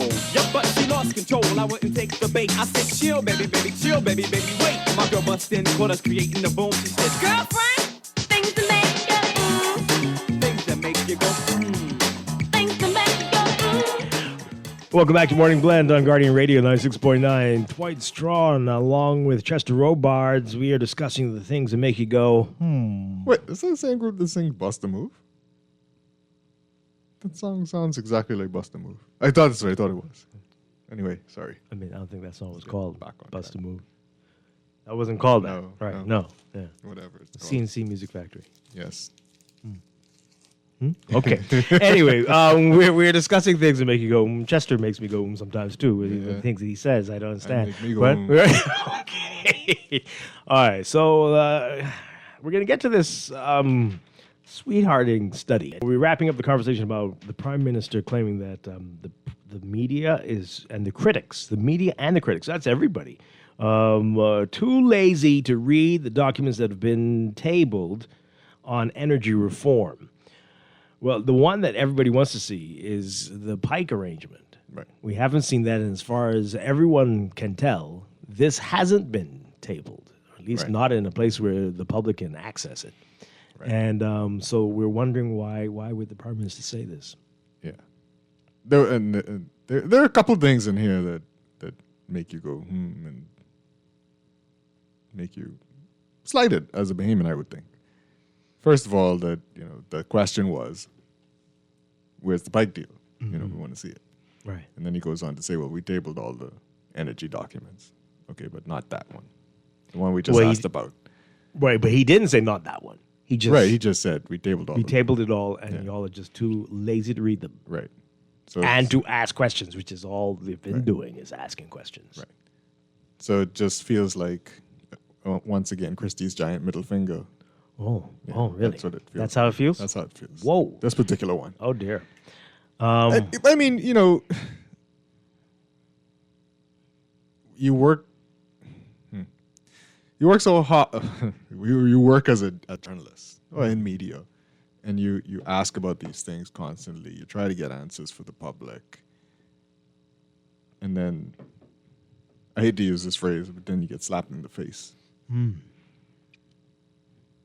When you get answers like this, and I'm not sure who specifically was being called lazy, but again, that this is an affront to the profession that we're in. But like you said, it's even deeper than that. It's to all Bahamians, everybody, right? All those who go and read these things, or members of the opposition, right? The members of the public who are invested and who are interested in what's happening and want the information too, and but who, they can't get it, and who may be interested in the information but have no idea where to find it. So they're not lazy yet, they're ignorant to what it is you're even talking about, and not that they're stupid. They have no idea because you didn't lay it before them. We're in the dark. Yeah. We're in the dark. Or didn't make it easy to access it. Yeah. All right, so let's hear from you on this before we move on. Caller, you are live on the air. Yes, good morning to both of you in the studio. Hi, good morning. Yes, they may call us lazy, but we can tell you one thing. This government is very deliberate. They're very deliberate in making sure that we don't have access to freedom of information, causes us to to question their integrity, which leads us to believe that something may be there that doesn't align with anti-corruption principles. Now, what has happened is that the Prime Minister talked about AI and all of these new technology, even though I've asked for anyone who can provide one thing that has been accomplished in 4.5 years that is actually digitally correct in its perspective of implementation. The minister's coming to you right now. The economy grows, rises, falls, cost of living, everything on the cost of energy, because ultimately no businesses pays for energy. The final consumer does. If the minister is who he always pretend to be or claim to be, just how you asked, we could have a succinct website published in 24 hours. I mean, just don't have the Minister of Technology do it. Just get somebody else that knows what they're doing. In 24 hours, every single agreement or every single statement ever made on energy in this country could be published. Here's why it's important. It's important because it's actually the basis of the future, the railway for future development. If you begin to know what is, what was, what is, and what will be. All right. So just to be clear, we didn't miss this, right? No, you didn't. Do you have it? Have you seen it? It has. Nope. Because we know the. Let me tell you what my sources has told me is that the Prime Minister has taken the position in the last 9 months of micromanaging cabinet. The Prime Minister have access to it. Do you notice that almost everything that your ministers have, that the Prime Minister speaks and leads in it? Because he knows we were coming to this point of election, and he's been trying to micromanage it. This is why nothing is being done, because he uses pen and paper when the world uses technology. But these deals, they also know that these deals, and this is why the Prime Minister knows, he knows that this is influxatory with the economy and everything that has been said. Remember, the basis of this whole government's agenda has been one on energy. But he knows. Just use an example, Dwight. The minister could release right up from the day they were elected to up to 2 days ago they signed the Andrews deal. But what you will find out, Dwight, in all of these agreements, in the details that they won't release them completely and comprehensively, more so for Pike. The reason for Pike is because it's a privatization deal, and that's why they won't release that information. But when you look at every single aspect of this, we're being locked into 25-year deals that doesn't allow modification. Dwight, you own a company, you sign a 25-year deal for 20 cents, right? For 20 cents for energy. And then technology change even in 10 years brings it down to 10 cents. Would you not demand a deal that you asked for? You sign a deal of the Pike thing where you're supposed to create this smart grid, upgrade grid, but also begin to address the legacy debt. Challenge the minister, I'm sure she's listening. If you want us to believe you, this morning, bring the truth, not spin, not talk around. Don't insult our intelligence, because we aren't crazy, we aren't stupid, we are prepared. But Dwight, I guarantee you, you will not, before the election in May, you will not see the Pike deal, you will not see any other information deal. And ask the minister about that. Okay, thank you very much. Appreciate it. Let's take another call. Caller, good morning. You're on the air. Hey, good morning, Dwight. Hi. And good morning, Chester. Morning. Yeah, Dwight. I would like for the minister also, right, to come and really and truly, this is the end of the term, right? Dwight, you qualified to be the minister of energy. Absolutely not. Right, anybody could be qualified. You just have to be appointed, man. You don't have to know nothing about what's happening. But that's good. I don't really think the Prime Minister. I mean, I don't believe that thing the Prime Minister said ever, right? Because I keep saying on this radio, where is the evidence to show that anything for the last 4.5 years came out of the Prime Minister's mouth came to fruition? I mean, see the things that the Bahamian people constantly complaining about. It appears that our Prime Minister is someplace in the heavens, because the people on the ground is feeling a whole different experience than in the heavens. And I hope one day, right, that he could come down from the heavens and experience what the people are experiencing on the ground, right? Because, everything what the Prime Minister said, you could attribute the things that make you go, Thank you very much. Appreciate it. One more call on this, and then we need to move on. Caller, good morning. You're on the air. Well, maybe two. Hey, good morning, Dwight. Good morning. Like the gentleman said just now with where the Prime Minister is, but he's here, I don't think he's in the heavens. He's not that good.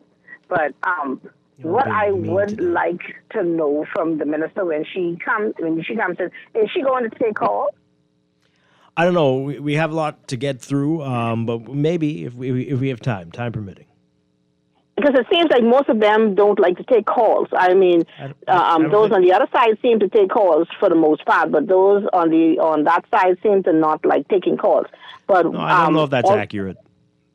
It's not. Well, okay, tell me one that took calls. Most will take calls. But They do? Yeah, but they probably just don't be taking it when I listen. But okay. Also, some of the get what you callers say. throw the conversations way off. I believe you because you're not the prime minister, so I believe you. Thank you so much. Yeah. You know, but is like he was talking about the persons who the prime minister thinks is one way or the other. Are we still in COVID? Because I've heard a lot about COVID lately. Well, maybe they are know we still something in we don't lockdown? know. Let me say it like that. Are we still in lockdown? Apparently, that's in the manifesto for some of the Yes, parties. it's final from the Minister for me, please. If she really, truly feel like Bohemians, are we only listening to Fox Station now? Is that what's going on? Oh, dear. Thank you so much. Appreciate it. You're welcome. All right. So we want to move on. This one text here, though. I got to read this one here. Although I'll read two. This person got me very angry. But they're saying, I don't know if they're being funny, but you all journalists are not pushing hard enough for freedom of information. You guys should be pressing this administration every day. Okay. That makes you feel good to text something like that. That's all you are hearing talking about this. Right? Primarily. And organizations like Org Bahamas, it's the public who's not pushing it enough. And right, some of the callers to this station definitely do push it, but we need the public to do this. All right, we need the public instead of dancing like an idiot in the streets for these rallies that are coming up. Ask them when they come knocking on your door. Ask them, or demand. Do you want to scapegoat? You want to pass the buck? If that makes you sleep, helps you to sleep at night, go right ahead. But it's you. It's you who's got to do it. We've done so many segments on freedom of information. I'm tired, actually. Well, we will continue to do them. But it's you who needs to do this. This person says here, Mr. Prime Minister, I'm not going to be lazy at the polls, though. They are gaslighting us. The public is waiting for answers to these questions. Electricity affects my quality of life, sir. Wow. Tired of. You tired of the word or tired of being gaslit? Both. All right, let's move on. Well, some would say this is gaslighting too. Sweethearting. UB. They told us the last time we were on the show they were going to be releasing this around Valentine's Day. Their study on sweethearting, and some interesting findings. We know it's a big problem here, but the reasons why people get into these relationships, quite fascinating. Take a listen to this report from our Vanik Toot. Data collected from more than 6,700 respondents aged 18 and older for a University of the Bahamas study revealed that 20% reported having more than one sexual partner within the last 6 months. Of that group, the majority said they considered their second sexual partner a sweetheart. About 20% of the people having multiple partners, and then within this group, about three-quarters of them considered at least one of these partners as being a sweetheart. Right, so within this multi-partnership arrangement, whatever you want to call it, but on the other hand, they only typically part at a time. So we're not having a large number of sweethearts at once. Maybe it's too expensive or too exhausting. I don't know. UB released new research examining the phenomenon known as sweethearting, which officials define as maintaining more than one sexual partner at the same time. In his presentation, William Fielding explained that many participants said they sought emotional or financial support, while others reported that their sweetheart was a better lover than their primary partner. The top of the list is a need for some sort of emotional support. That came out very strongly, and you will hear more about that from my colleagues later on. So this is the clearly big piece, that they're looking for emotional support from their sweetheart. Then we get into the idea of some sort of transaction, if you like. I get gifts, but not money, as the second one. And then the sweetheart is a better lover than my usual partner. Researchers found that sweethearting most commonly occurred between older men and younger women. Some respondents said the sweetheart paid for the upkeep of their children. The study also examined the logistics and barriers associated with sweethearting, noting that sexual encounters were most likely to happen wherever privacy could be found, particularly at the sweetheart's home. This is deemed to be an illicit relationship. You might want to exercise some degree of caution with it. It's important here for us to notice is that the women are more likely to have sex with their male sweetheart, presumably, not in their home, but in their sweetheart's home. So this now puts them in a place over which they have less control because, in a sense, they're playing away, right? So this might open them up to a greater chance of being abused because they're not within their own comfort zone. Alarmingly, half of the married respondents who reported having a sweetheart said they did not use a condom, raising serious health and safety concerns. Dr. Shamel Sandsroll further explored the issue of emotional dependency in relationships, focusing on a sample of 2,284 married individuals. More than 1,600 of those respondents were wives. The findings showed that over 51% experienced high or severe levels of emotional dependency, with unfaithful husbands displaying even higher dependency scores. And what is interesting is that the unfaithful spouses show higher scores. So let me tell you. So when we look at the faithful husbands, keep in mind, everyone had, well, not everyone, more than 50% of the respondents had high or severe emotional dependence. But the score for the faithful husband was 30.8. Is that still not? That's right? So that's the faithful husband. The unfaithful husband was 34.7. So the unfaithful husband actually has a higher emotional dependency score. Higher levels of emotional dependency were linked to a desire to marry the sweetheart, receiving financial support, feeling needed, and engaging in more frequent. Sandsroll added that many married individuals identified their sweetheart, not their spouse, as their primary sexual partner. Some of these, the married persons, when we asked them to identify who their primary partner was, they actually said it was the sweetheart, not the spouse. She also revealed that individuals with higher levels of emotional dependency were more likely to be either victims or perpetrators of domestic violence. This is more than just a personal issue or even like just a couple's issue. We need to look at this as a public health issue. Why? Because if we're talking about things like emotional and physical abuse, it's a public health issue. The new scholarly articles are published in the second edition of the International Journal of Bahamian Studies, Volume 31. Arvani Toot with that report there. All right, so not too many surprises there, but interesting. We were talking about this off here. Interesting how many people were so very willing to share this information. That's pretty cool. Because it's anonymous, right? Yeah. I know it's a big group too. 6,700 people. Maybe so, since people are being so truthful with UB studies, maybe they can do a study on the cabinet and ask them some questions. I don't know. But hey, let's get your reaction to that. What do you make of that? Emotional. How did they put it? Emotional dependency. A lot of people in relationships that are not satisfying, that are not meeting the needs they have and requirements. And apparently afraid to talk about it with their partners. Right. And So just they decide go to and- go elsewhere. Yeah. Mm-hmm. What do you say? 323-6232. Or they greedy. I suspect that's part of it too. They want their cake and eat it too. They just, we joke about the sweethearting thing as Yeah. if this is just the way it is, rite of passage. This is what you do until things don't work anymore. And people probably just feel like this is what I got to do. Perhaps, or is that the case? What do you think? Like Marshall Montano saying that song. Okay. I could only drive one car at a time, but I still want two.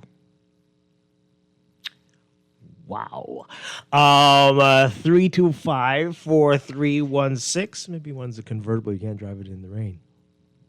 Wow. I don't know what that means. 325-4259. Call us toll free. 242-300-5720. Let's hear from you. You started it. Yeah. Caller, Saying, what a boy. some people greedy. When you hear it with music, it doesn't sound as bad as when you just say it like that. I guess so. It's harsh. Hello, good morning. Hi. Morning. Yeah, I was just having a discussion with a few of my colleagues last week about something similar to this topic about sweethearting. And for decades, there was a myth about men being the overall perpetrators of sweethearting.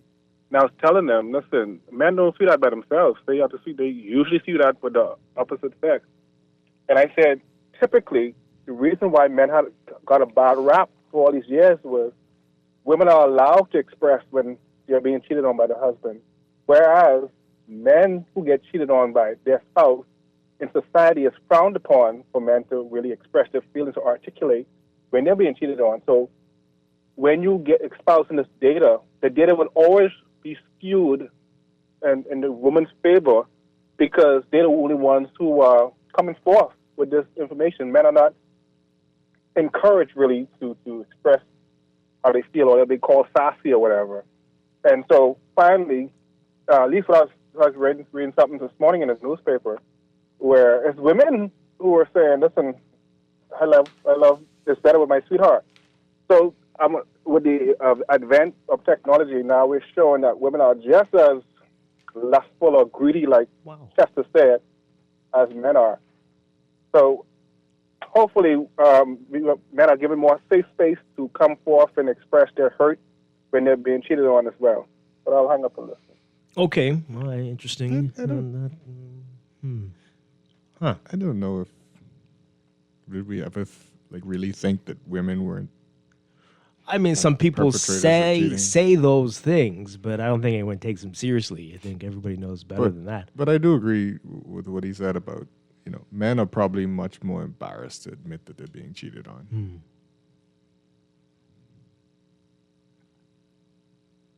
So they wouldn't say, unless a survey comes their way, anonymous survey. Right. Yeah, interesting. Caller, what say you? Good morning. Hi, are you there? Hello. Good morning. We can hear you. Yeah, the last caller highlighted something. Of course, any study, I don't care how scholarly it is, it can be flawed. But, Dwight, I'm not an expert. You don't have to be married to have a sweetheart, but I like to say to men, right, who are married or who are not, if you're sweethearting, you're going to get caught. I've been caught numerous times, and I've caught females cheating. The question is, are you man enough to handle it when you catch them cheating, right? And so, for us men, I don't know what the psyche of females, but sex is like a drug. And most men won't admit that. And so, the longer you sweetheart with someone, the more addicted you become to them. That's what it could be, the way they smell, their breath, their hair, and, the privates, right? So, we don't want to be men and admit to that. So, you're playing with fire because you can become emotionally attached. And so, the more a woman sleeps with someone, the same thing, but it's really based on finance sometimes. And, whether the person is younger or older, I've met women, and so within a day, they say, well, they need money for the apartments, rent, et cetera, all kinds of different things. A woman, I think women are much better at concealing the cheating, especially with the phones now, Dwight, it's almost like a panopticon. You can't really get away without cheating. And so once you're being caught, if you go to the bathroom in the night, you're cheating. You get what I'm saying, Chester? So it isn't healthy for the relationship. It is emotional trauma, I guess, in some instances. Some women take it more serious than others. Some people take it more serious than others. But to have a sweetheart for a certain period of time, I've had somebody I know had a sweetheart. Well, his oldest son is about 30-something, and his wife went crazy when she found out that. This is a long story, but what I'm saying is the study needs to be more broad-based, and sweethearting takes place. I mean, man, greed plays a little bit of role in it, but it's more ego, etc. But I think the last caller highlighted the problem. Woman nowadays, I respect our men because we are very strong, given the fact that how beautiful our Bahamian women are and how they dress, etc. And we kind of compose ourselves. You could leave your house to do something, just to do a normal chore, and you could see women here and there. Even in the church, they could wear a dress long as a woman is married, and once they shape good, you'll notice it. But this is natural behavior, but everything is about self-control.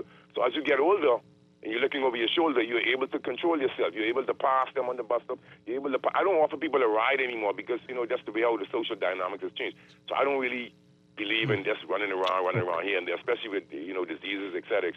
And women can look good, but they don't have to be good. So that's what we have to bear in mind. Wow. So Okay. as you get older, you become more spiritually, emotionally matured. But I think basically, like, to tell you the truth, I would have liked to give thanks. Okay. Thank you. Well, maybe it's in the study, perhaps. The Okay. Bible says that if you as a man even look upon a woman lustfully, you're guilty of adultery. Mm-hmm. Well, gotta much less go into the house. A whole lot of adulterers around. That's why we need Jesus as our Savior, because we fail. Caller, what say you? Good morning. Hi, good morning. You're live. Turn on your radio for us, please. You're on a massive delay. Are you there? You got to turn on your radio for us. Good morning, Dwight. How you doing? Doing well. Nice to hear from you. Dwight, I agree with a lot of the callers. Dwight, at 25, I got married. I'm divorced now. The day after my wedding, on the way, putting suitcases in the car to go to the airport on our honeymoon, a friend of mine pulled up to the house wanting somebody to work at his company because a lady got shot who was working with his secretary. I told my wife at that time, instead of 2 weeks vacation, you're going to come back here and get that job. I got her a job to a very, very high insurance company. She became the secretary to that friend of mine that gave her the job. Eventually, we had 2 kids. He had 5 kids. He was the president of a company. She was his secretary. Next thing I knew, I was the last to find out that they were dating one another. He divorced his wife with 5 children. She asked me for divorce. They are married today. I didn't commit no adultery. So this person off Camp Road to my own home on Madera Street. Now, Madera Street, not paying any mortgage, no rent. I inherited the home from my deceased mother. But she wanted to live in Blair. I had 2 acres of property down on Adelaide Road by Clement Maynard with plans and everything and foundation dug to build my home. She said she didn't want to live out there, that's too far. I said, miss, people trying to live in Lightfoot Key, which is at the end of the island. And you telling me Adelaide is too far and you want to live in Blair? Well, she's living in Blair now in a big home. I sold Madera Street home. I moved into Seabreeze. I had a child that wanted to go off to school. I sent him off to Forest Park, Chicago, where I had friends up there. I bought a government home after selling Seabreeze home, just a small government home in Pride Estate. So Right. There's a everybody lot know of who I'm at. information, Sparky, but So sorry. that happened to me twice Yeah. before I go. Mm-hmm. Can you lift the ban on me, please, sir? Thank you Yeah, very well, much. clearly that's happened. It's a lot of. Sorry you had to go through that. That's Today on Phil Donahue. traumatic. Wow. Yikes. Oh boy.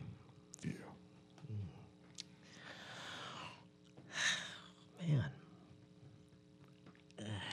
Okay, let's read some messages as we get ready to go to the news. This person's boy. Tell Chester I have 2 cars and they're a lot less trouble than 2 guys.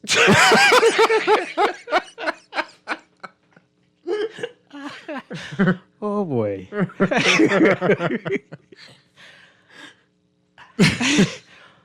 Oh boy. This is not sweethearting, it is bitterhearting. This is nothing new. This is an old emotional problem for decades in the country. Many males and females are broken and are traumatized in their homes. The devil's in the details with sweethearting. The devil's in the details. Okay. Yeah, that's for sure. Wow. The devil is the detail. That caller said that men are not encouraged to give information about their extramarital relationships. I don't think that's what he said. I think he said that they don't like to talk about being cheated on. Being cheated on, yeah. Mm-hmm. I feel that survey included both genders. He's just trying to make an excuse. No. You totally misunderstood what he's saying that men should be encouraged to Yes. talk about what's happening to them. And he was happy about the study. Right. Because it is proving some things that have been, misstated over the years. Okay. All right. And then this texter who's very confused. This is back to what we were talking about earlier as we go to the break. This person says, Dwight Strachan, you are biased, huh? You MPs are afraid to take questions from the public. That's crazy. Name one who did. I can name quite a few, but I don't understand what that has to do with me being biased. I'm telling you, some do, not do. And then sometimes I just don't take calls because we have so much to talk about. I don't need callers to call in to derail us from the path we were on. So, but again, bias, is that the word you want to use there? Are you sure? We got to go to the news when we come back. And they should have added an ED to it. Yes, they definitely should. Yeah. But when we come back, we're going to be talking with the Minister of Energy and Transport, JoBeth Colby-Davis. You don't want to miss that in business coming up after the news headlines. Stay with us. Sleep with your wife, watch your behind. There was a friend of mine named Jay. Would come over late at night and say, hey, I watch your fight. I thought it was alright. Cause me and Jay, we were really, really tight. So damn close, we had the same blood type. Months went by and my wife got big. We were having a child and I got another kid. So I let Jay move in the crib and chill. He had his own room and helped pay the bills. The time had come for baby dolls to receive. It looked like Jay and I couldn't believe. Before my eyes in the delivery room. Pizza has the perfect everyday deal. Pick up a large one-topping pizza for only $10 every single day. This has to be the best pizza deal in town. No gimmicks, just great pizza at a great price every day. Fresh, fast, and full of flavor. That's the magic of Marco's. Only at Marco's participating locations. Tired of banks forcing you to use technology to bank the way they want you to? Your convenience is important. So no matter what your banking needs, Commonwealth Bank's friendly staff are always available in branch for that personal one-on-one service. But when you choose technology, our online and mobile banking app offers you state-of-the-art functionality. The choice is yours. Commonwealth Bank. Bank the way you want. At Star General, you can go gold. Comprehensive car insurance covers loss or damage from accidents, fire, theft, and gold package gives you increased coverage for rental car and windscreen, personal accident, medical benefits, deductible waiver, and 24-hour roadside assistance where available. Our Star General Gold package also gives you up to $2,500 for accidental damage to a rental car anywhere in the Bahamas. Go gold with Star General. Insurance simple. For over half a century, Hongxi has been reserved only for heads of state and world leaders. It wasn't just a car, it was a privilege. Easy Car Sales is proud to bring that distinguished heritage to the Bahamas. A new era in luxury electric, rooted in absolute prestige. It's for the few who demand freedom from the gas pump and first-class craftsmanship.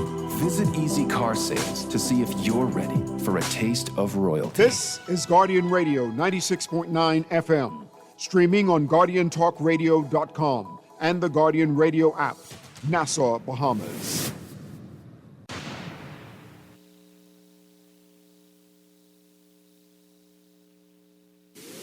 The views and opinions of the hosts and guests are their own and do not necessarily reflect the views of the management and staff of Guardian Radio. Wake up, it's a new day. Wake up, it's a new day.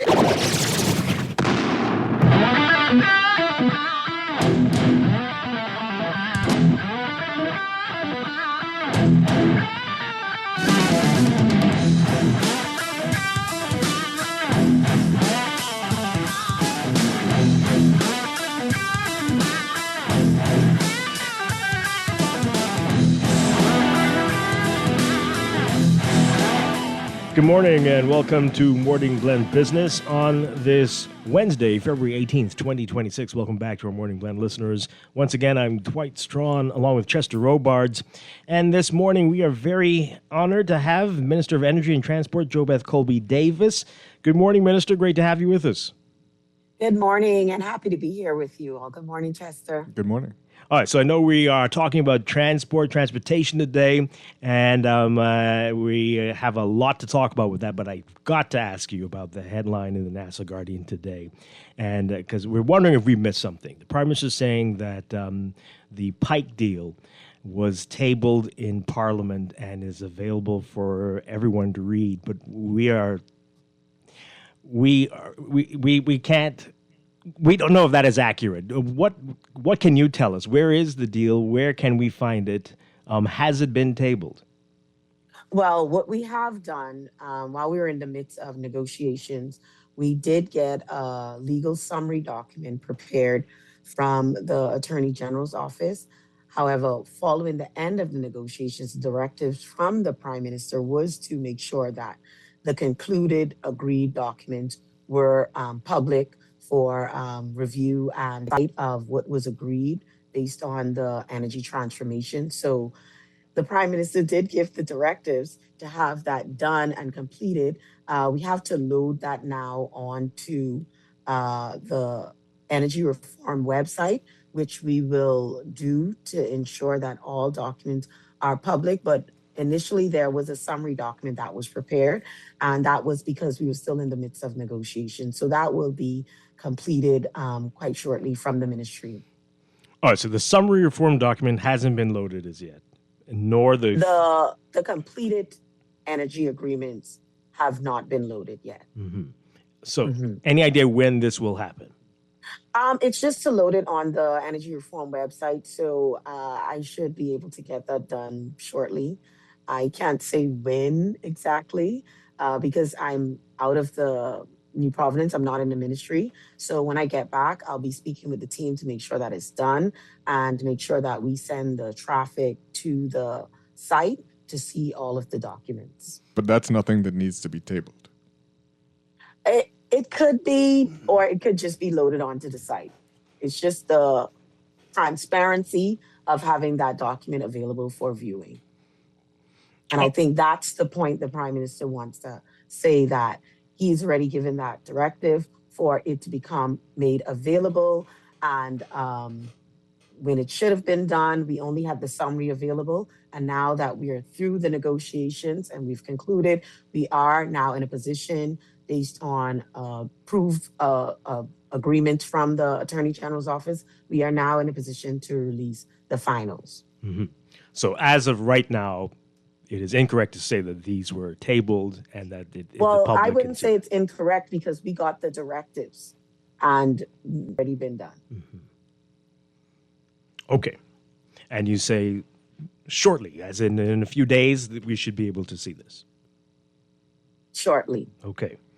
All right. So I also want to ask you about Bahamas Grid. We know a few weeks ago there was an island-wide blackout. Well, Bahamas Grid is a company that is fully operational.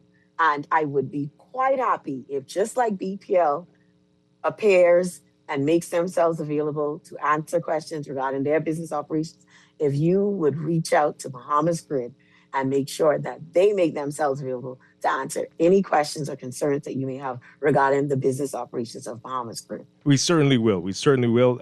Just want to say, when is everything smoothed out with them? They were saying there were some issues with accessing equipment. I believe BPL had responded and ensured the public that there is a working relationship and that they had met with Bahamas Grid and everything from the business standpoint of ensuring that they're able to operate collaboratively to be sure that we give the right and the good amount of service. That is the priority, and that has always been a priority and will remain to be the priority. All right. So just a couple more energy questions before we get into transport as promised. Eleuthera, they're still having a lot of issues there. What can you tell us about what's happening there? We have been doing quite a great job in Eleuthera to manage and transform the energy sector. The last time we met, I did advise that Eleuthera right now is sitting in a bittersweet position. The bitter is we are trying to catch up and transform and upgrade the structures and the equipment and the materials that is presently existing in Eleuthera that's been there for a number of years. The sweet part of it is Eleuthera is growing tremendously at a pace that no other island, or we haven't seen any other island. And the evidence is the fact of how much demand is being pulled on the system and how much demand we have to meet, which has never been the case. It's growing really, really fast. And so that's the challenge when you have governments that don't understand or don't take serious the energy sector and the importance with our prime minister as to making sure that we created a Ministry of Energy to put more focus and emphasis on addressing the challenges that we have seen happening in our island, we've been seeing happening globally. So we've been working really hard. We've put in a new substation in Eleuthera that is able to help produce more support because the lines in the stand is so long and the length of it didn't have that break and that support in between some of their communities. So that is something that we've worked on. We've been able to get a lot of our generators online so that we didn't be so heavily dependent on rentals. While we still have some rentals to phase out, we have our own generators that we're dependent on. And that's good because our technicians are trained, they're knowledgeable with those generators, they're BPL owned. And so as soon as there's a problem, we're able to address it. When it comes to the rentals, we would have to reach out to the company which we're renting for them to send their technicians. And that sometimes takes time if they don't have them on land at that present time. And so I would say we have made a tremendous amount of improvement. I want to commend the staff of BPL in Eleuthera. They've been doing a lot of heavy lifting. They live there too, and their families are there, their friends are there. They support businesses there. So they do not want them to go through those challenges of power outages consistently. And so we've been doing a great deal of transformation on the island of Eleuthera. It's been a priority from the time I got the ministry. We've been able to put a lot of focus and emphasis. Sure, it's better. It's nothing to say blame this or blame that, except that it's taken too long to really put the emphasis and focus that we needed to in our energy sector. And now we're there. Now it's a part of the everyday conversation, which is a good thing. And so we'll get through those challenges. And we've done a great job so far. And I'm sure and I'm certain that the staff at BPL will continue to make sure that they put the emphasis where they need to. Any updated timeline on when you will really have turned the corner on this? We've already turned the corner. We've already turned the corner. We still have pockets of communities that we would see some challenges on, and that's how the energy sector is. When you have maintenance issues, when you have infrastructure issues, as you begin to address one area, then another area would say, "Hey, wait a minute. We're having issues over here. You need to come over here because the fault is in this line." And so it begins to show itself up. You're now fixing and addressing the problem. And when you begin to fix things, sometimes you begin to see, well, this is another issue that we didn't realize until we started to fix it. We have turned the corner tremendously in Eleuthera. We've had great reports over the holiday season. We've had great and consistent power, even from our there. And so we've already turned the corner. I wouldn't say there's a timeline for us to do it because our teams, our staff, our employees have been doing a lot of work.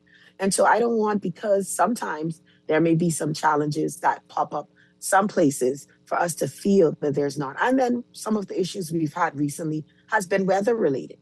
And we've been able to address them and get people back online. Our timeline for outages have shortened, and we've been putting a lot of information out when we've had planned outages. Planned outages is because we need to continue doing maintenance online. And yes, sometimes it is an inconvenience, but we're working consistently around the clock to make sure that we address those long-standing issues, those long-term challenges, to make sure that they don't become a regular thing in the future, because it's growing and we want it to continue to grow, and investments are pouring into Eleuthera. Yeah. I have a question about just fuel hedging. And we know that there have been previous claims that the BPO was able to save as much as $30 million in... Not true. Right. Not so true. what is there evidence to support that? What is the truth when it comes to Not this? true. Mm-hmm. The truth out in Parliament, I believe that was maybe 2 weeks ago, that the hedging, we hedged with fuel that we advised we would utilize. And this is what we would utilize in this hedge to make sure we're able to attract the savings that we wish to attract. However, the state of the plant, we were not able to meet the numbers in which we thought we would be able to hedge with. So just say, for instance, we had give a formula of hedging that we're going to use on our plant, 70% HFO, which is the filthiest but the cheapest. And then we would use 30% ADO, which is the diesel. It's really way more expensive, extremely expensive. Our engines could utilize both, but we did not have the improvements on the plant when it comes to the boilers, when it comes to being able to the filters. We did not do enough maintenance in terms of under the previous administration, there was not enough focus to address, and the reports are there from the staff and the technical teams that's working at BPL saying this have to fix, that have to fix. And when you do those reports, you're supposed to utilize a particular amount in your budget to make sure you can assist them in addressing it. But because that was not addressed, we were utilizing more diesel than HFO. That skews your numbers. So even if you still use some HFO and you find that you got some funding costs, lower costs because you utilize that HFO, it still eats it up because you used more of the diesel. So you cannot say I got a savings when you in fact had to put a higher cost fuel surcharge because your was based on more diesel being utilized, which is more expensive. And so the fuel charge rise from what you were intending it to be. So do you have a more accurate number as to what had been previously claimed? Has that been determined as yet? What accurate number of what? If it's not 30 million, but what was it closer to? That's the point. It wasn't a savings. It wasn't at all. It ate up anything you intended to save because you still was utilizing more of the more expensive fuel. So it canceled anything out. Wow. That's what I was saying in the House of Assembly. It's a cancellation. So the first thing you would need to do before you hedge, you need to make sure you mitigate whatever amount of risk you can mitigate, because hedging is a risk reward.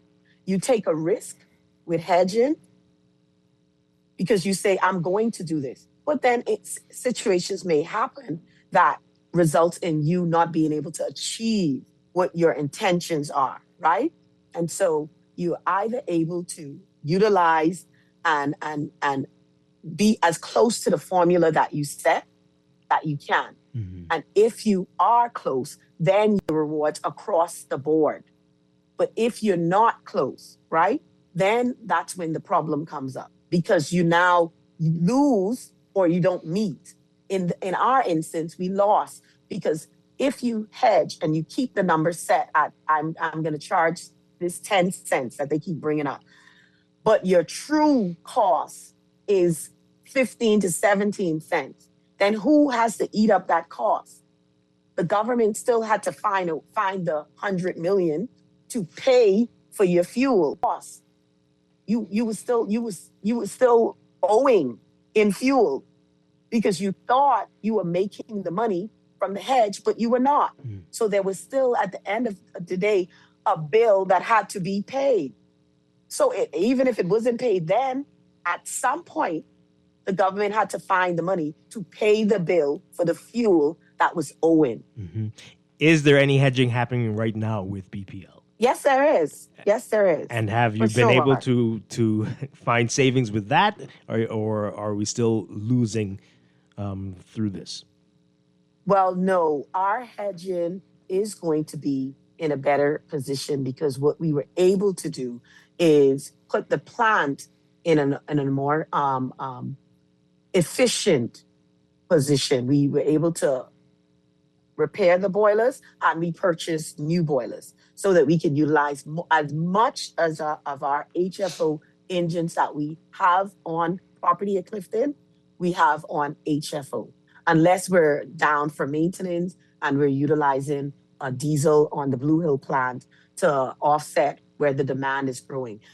When you see we're in the winter months, we try to just produce from our Clifton plant because that's where our HFO engines are and that fuel is cheaper. And so we're able to produce as best as we can and run them on an efficiency program.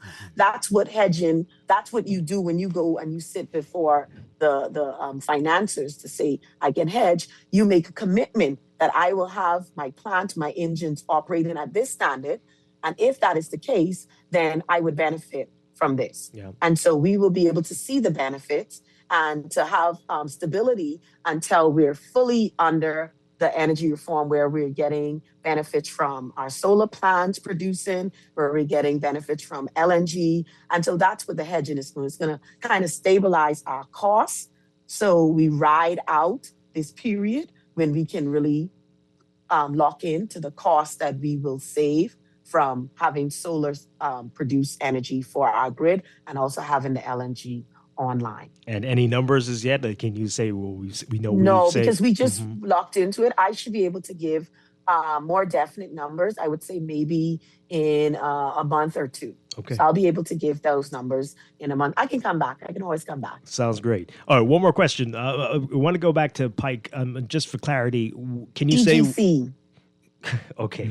Well, BGC is the company. Well, I mean, I want to... a subcontractor of BGC. The arrangement, can you say when the deal was completed? Because I know you said there were still legal issues being sorted out. I don't want to quote a time because I may be incorrect. While I know we had it, still matters that the lawyers were addressing between themselves. And so if I give a definite, I'll have to be able to get that for certain from the government attorneys. Okay. Mm-hmm. All right, so let's get to transport and transportation. Rideshare, everybody's talking about it. Where do things stand right now? You were in the papers this week saying that the proposed Uber, we don't know if is it Uber or Uber-esque? So let me just what clarify. do the regulations say? Mm-hmm. So the question that I got from the reporter was, did I get a presentation from this company that has proposed to bring an Uber structure or an app? And so I just want to make sure that the context of where my response came from is understood for the listening audience. So I was advising that I didn't get a presentation because I believe that they were reaching out to road traffic first, to the controller, to inquire on what is allowed by law and what they would be able, what they can interest if there's an appetite. And that's when they would have been directed to speak with regulated taxi drivers, because the law said taxis are car for hire, right? It doesn't, there's a silence when saying, can they be hired through an app? Because back then when they were drafting that industry didn't exist. We didn't have so much ability to hire or order through the digital means, right? So this digital word is created, but the law allows them to be car for hire. And they're self-employed, independent cars for hire. So my response to the reporter is the company is free to reach out to whichever drivers they wish, and they would have to determine if there's an interest for them to utilize the app Whichever as car for hire. Taxi drivers. Taxi, correct. Regulated taxi drivers. If All right. there's an interest. And I know that many of them are now looking to that. Our livery drivers have online structures where a lot of their return clientele hire them and book with them before they land. That's really their structure. Into utilizing a digital app. They're free to do it. I know that they are looking at one themselves, and they have that free choice. But we would just make sure that we internally in the road traffic department have an understanding of the business model and how it would work, and make sure that we don't infringe upon some of the ports where they are legally allowed taxi drivers, as in are legally allowed to wait and ply for hire, which would be like the airport and the ports like Nassau cruise ports and stuff like that. So how that business model would work, that would be a larger discussion that road traffic and the Attorney General would have to understand what it is that they're proposing and then how they advance that. Right. So that company, is it Uber or is it a company that functions like I don't know. Uber? That's what I was saying. I don't know. I know that this discussion, I've seen some of the media commentary by some of the questions and persons being interviewed on the taxi industry. And I knew that there were companies that were putting proposals forward at road traffic to say specifically if it is actually Uber or if it's a Bahamian company that it's looking to create a structure similar to Uber, I wouldn't be able to say off the bat because I haven't had a physical meeting and proposal with them. Minister, does the government have an appetite for creating laws and rules around an industry like Uber, the way it's structured in the United States and other places in the world, that's similar to Airbnb, where you can take your private residence and rent it out? Have there been talks within the government about creating a structure that allows these things to happen as they happen around the world? Yeah, there has been talks because there has been a lot of interest expressed. And I know you would have seen for a few months, we were putting out notices to the public, to tourist sector, just advise to be careful if they are utilizing a service that is structured like Uber, they may be utilizing an unregulated driver. And for safety reasons, for insurance purposes, we have to make sure that we put that notice out. Right? It's not to say that we're blind to the fact that there is transformation happening globally and there are different means of transport and the structure in which how transport is utilized. But we still have to do a lot of market research. You still have to make sure that the sector is open for it. And like I said, taxi drivers are independent, self-employed. Many of them expressed an interest in it.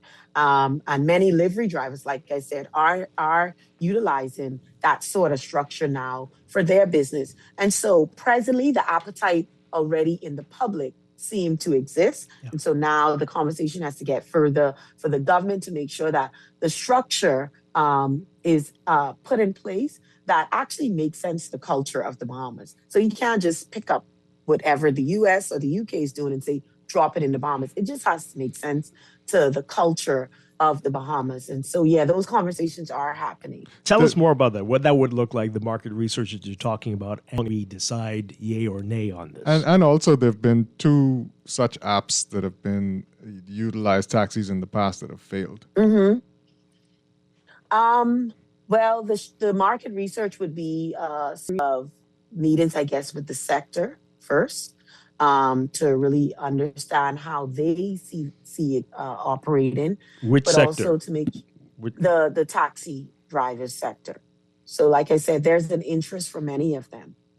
Well, I mean, there's a lot of members of the public who want to do this too, though. So, I mean, so you would start with the sector to understand how it would work. What they would say, you'd probably need to ring fence, and then also to speak with the public to understand from their perspective what the interest is, because the local sector, I would say, is where I am hearing more of the requests. A local structure that most of the locals can take. Sometimes on a night out, people don't want to drive. They want to have a good time. And to be on the safe side, you don't want to get behind a vehicle after you maybe had 1 or 2 drinks. And so how do we advance this locally for locals to be able to say, I don't need to utilize my car tonight. I can go out to a restaurant, meet up with some friends, or go to this event and have a car that I can call on through an app that I feel is safe and secure and will get me to and from safely. And so that's the larger conversation, because we know that the interest is there. The conversation is happening daily, and so you can't ignore that we're now moving and transforming, but just to make sure that whatever the structure is, it matches. And you won't get everything right away, so you have to start somewhere. Yeah. I don't think that you expect that when we start. I don't think that it'll be perfect. I don't even think for Uber it was a perfect start. But you got to start somewhere. How much of a say will taxi drivers have in this? And should they have any say? As you mentioned, it's the local market that's clamoring for it, and the perception is that the taxis don't cater to the local market much. Well, I wouldn't say they don't cater. Because I know a lot of persons that utilize the taxi services from the Family Islands that's flying into New Providence, but it isn't as large as it should be. I know back in the days, there used to be a number, was it 555 or 355 or something like that? The meter cabs that you could have called and get a vehicle. So I was thinking this is more an advanced digital way of the similar structure. You'd have conversations with them because there has to be a level of respect for the sector to understand what their concerns may be, and just to include that in your all-out conversation of how you would structure it or what you would do. So there will have to be some conversation. How soon before I we think we're can? already fully in it, right? Like Yeah, right now, we're having seems that so. discussion. You know what I mean? So I think we're fully now engaged and going down this route, and so we just need to advance it. So there have been 2 discussions with the road traffic team, and they're now putting together a briefing.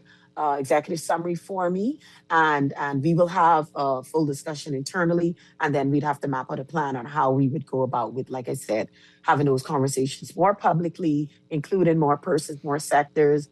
Definitely, some of our companies would have to be involved in that conversation as well, so we can make sure that we have a full grasp of everyone who would want to be a part of having a say in what the structure would be and how it would work. And if there is an interest for it to work, to make sure that it's done where most persons have their voices heard. Can you say if the insurance sector is on has been included in the discussions as yet? We have been. This is the one thing I'm very proud of. We've been working really closely with the insurance commission, the insurance sector. It initially started when we sought to have a more update on how our cars are insured. And so we had a conversation with them, and we've been working collaboratively with them to make sure that this insurance requirement that has been placed in the laws now for vehicles is covered from the government, from the insurance sector, and also from the police force having a collaborative team. So we will continue to be a part of the conversation because that helps. They provide the insurance. We want to make sure that persons that are carrying out these transport services have the right coverage for the passengers that they are transporting. So they've been a part of the conversation with road traffic, and they'll continue to be a part of that conversation. So trying to see if we can get a date. Like we could say, can we say December 2020, whatever, we'll have these services, but we're not there yet? We just advanced the conversation on your show.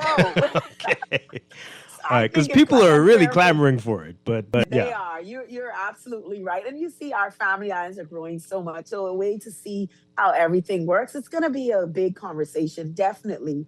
And I think it makes sense to start now. So I can't give a date. I don't like to do that because I just started advancing it. Like I said, when the question came, I wanted to answer, and I wanted to make sure that it was understood by the public that these conversations are happening. So it's not in a vacuum, and no one is ignoring the fact that there is a call for this sector. Yeah. We're talking with Minister of Energy and Transport, JoBeth Colby-Davis. A lot of people, including myself, feel that the rates are too high. We know the government sets these, but let's talk about it. The rates, what can we say about it? Why are they the way they are? What's that? Which rates? The taxi rates. That people complain about just going a few miles and $30, $40, $50 or more. Well, we do have set rates that the government sets in conversation with the taxi sector. And that has been increased by 10% to assist in some of the concerns that were raised initially. What we try to encourage persons to do is advise us sometimes through road traffic reporting. And I've had a number of persons do it that have reached out to me, the minister that wrote in, that gave the taxi number, that they think they may have been incorrectly charged, so that we can bring that person before the tribunal at road traffic and review what the charge is. We've asked them to make sure they have the rates on display. I'm not certain, but I believe that NAD had put the rates on display at the airport.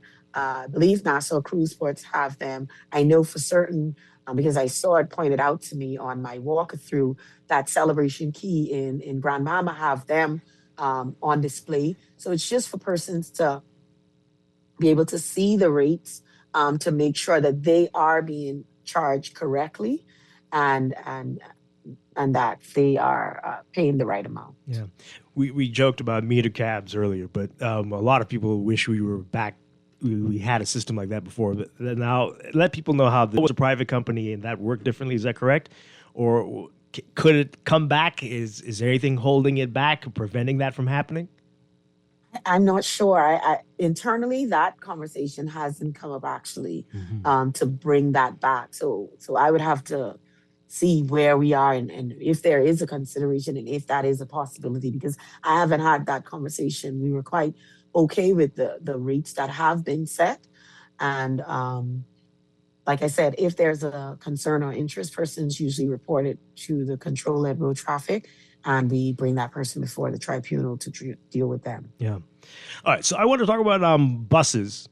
We'll get to buses in a bit, but before we do, clarify for folks what the Ministry of Transport is responsible for. What is under your purview versus what's under national security or works, or let people know exactly what it is, or the police. What can you tell us? Wait, you mean the Ministry of Transport? What's under my portfolio? Yes. So road traffic is under my portfolio. Court department, the post office department. There's AAIA, Air Accident Investigation Authority. The Met department is also under my portfolio. Did I miss anyone? I hope not, because I'll get in trouble. All right. So people violating traffic rules, that's not you.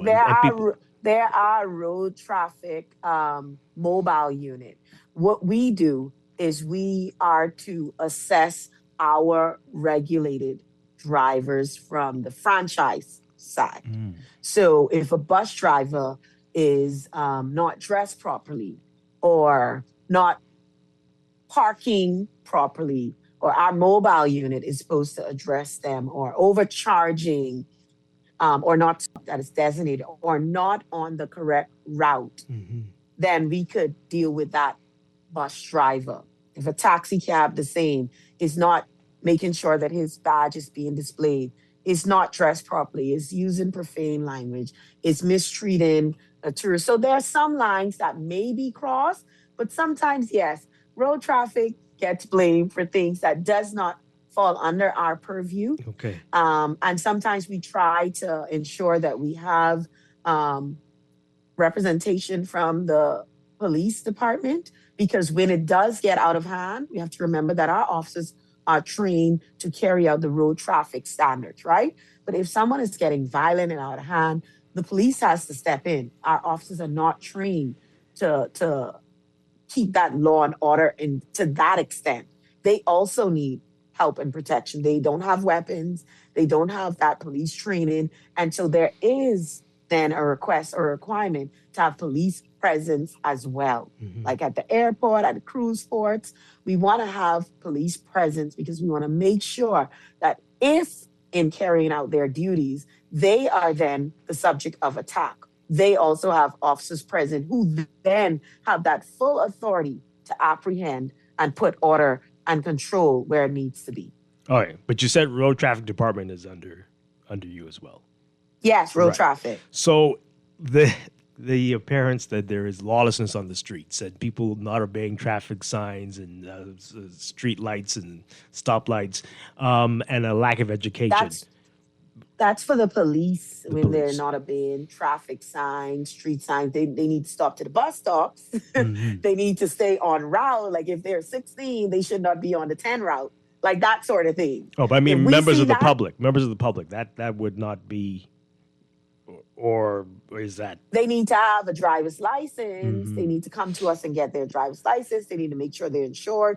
When we do our process of inspections, license and registration, that is our interaction with the members of the public. Once we give them that approval and authority by their license to operate on the road, then they have to abide by the traffic acts. And that's where you have a police traffic authority. Okay. So there's traffic police that deals with those persons on the street that are not abiding by the road traffic acts. Okay. So that's why the police department has a traffic authority. Right. And we deal with them as well. And we work with them. Who's responsible nowadays for ensuring that, if the traffic lights are out, that they're working properly, or if there's a stop sign not that's up? It's a collaborative effort because the signs are printed by the Ministry of Works. Okay. And so once we are notified if we are on the road and we see a sign is down or it's not working, then we would notify Works. We don't put up the traffic lights, but of course, we have to make sure that they're working through. If there's an outage, then BPL has to address the outage. If there's not an outage, then we notify not road traffic, Ministry of Works, that the light may be out in this particular area. So that one is a collaborative effort. It's not like who to point blame to. If someone sees it and they notify road traffic, then we reach out to who would be the relevant person to address it. First, we would also always check with BPL to see if there is an outage in a particular area. If there's not, then we'd reach out to Works to see if they can collaborate with BPL to make sure we address that traffic light that may be out at that time. And you mentioned this more than once just now, and this might come as a surprise to people because it came to me, a surprise to me. Buses should stop at designated bus stops? That's a thing? Yeah. So here's the thing about that, though. One of the challenges with that, the designated, and so I spoke about this in my budget debate in June of last year, because I don't know if you saw when I was doing bus routes, I was popping up in the mornings and going on a bus myself as minister. I had some protection with me. Oh boy. But I was riding on a lot of the routes, some of our busiest ones from Carmichael, from downtown, East Street. So I rode with them. And one of the reasons why I drove with them is because road traffic has been doing a lot of audit exercises internally. Remember, we did the audit with the taxis. We did the audit with the gazetted routes. One of the audits was to identify where our bus stops are gazetted, but where our buses are actually stopping. Wow. And it's because we had a meeting with the bus drivers and they advised us that while we may have gazetted like 10, 15, 20 years ago, the bus stop here, the growth, the expansion, and the changes in the community, particularly our over the hill community, they themselves, just by the use and the operation, have moved the bus stop because it just makes more sense for them to stop there for safety reasons, for a young person taking the bus. Maybe it may have been back in the day closer to a corner. It's better for them to pull off the corner and move up a bit. So internally, we are now assessing and looking at rerouting our bus stops and improving our routes or creating some new routes. Publicly, there may be a call, do more. It takes such a great amount of time and attention to detail because it has to be collaborative. We can't just pop up one morning and say, we're moving the bus stop from here to here. But yes, there are bus stops. They should stop at them, but they pointed out to us, the authority. Some drivers are going to say it seems the bus driver just decided to stop in front of somebody's house. Now that should not. That should not be the case. Right. That should not be the case. And we've tried our best to make sure we address that. We're trying to put more of our mobile unit on the streets in every route. It would be perfect for us if we could hire as much persons to get the mobile unit on every route, because then that helps us a great deal to make sure we're curbing some of the bad cultures that would have been picked up. And in some instances, bus drivers in a lot of the routes are like family. They've been driving these persons for a number of years. And so it may be a little bit more convenient to drop Miss Sarah closer to her corner. And they think that's okay, but it's not proper. Mm-hmm. And so putting a better structure in place and just having more conversation with them where we help them to understand that we have to maintain some level of structure, because then that's traffic infractions that may cause an accident. Yeah. And so those are larger conversations that we've been having. You said it. The giant you're going to fight with this one is culture. Oh, boy. Now, Minister, you said something interesting. You said protection. You might have been joking. I don't know. But a lot of people feel that you do need protection to go on these buses. In terms of safety, what are we seeing here? Are we as bad as it's been in the past, or are we seeing any improvement in terms of that? There have been great improvement, because what we've done internally in road traffic with our team, our leadership team, then I really want to, they've been doing, we've been consistent with our tribunal.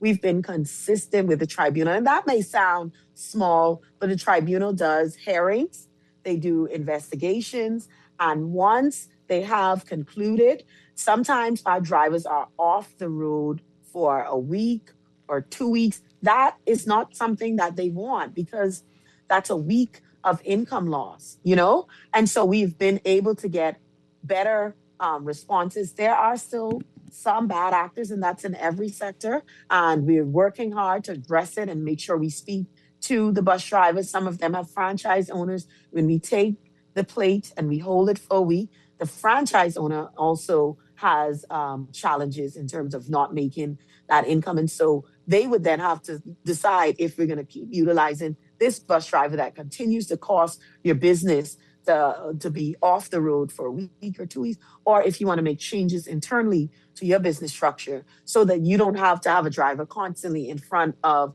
the road traffic tribunal. It's still a work in progress.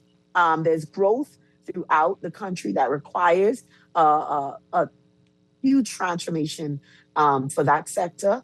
And that's something that will come. That's something that we've been working on.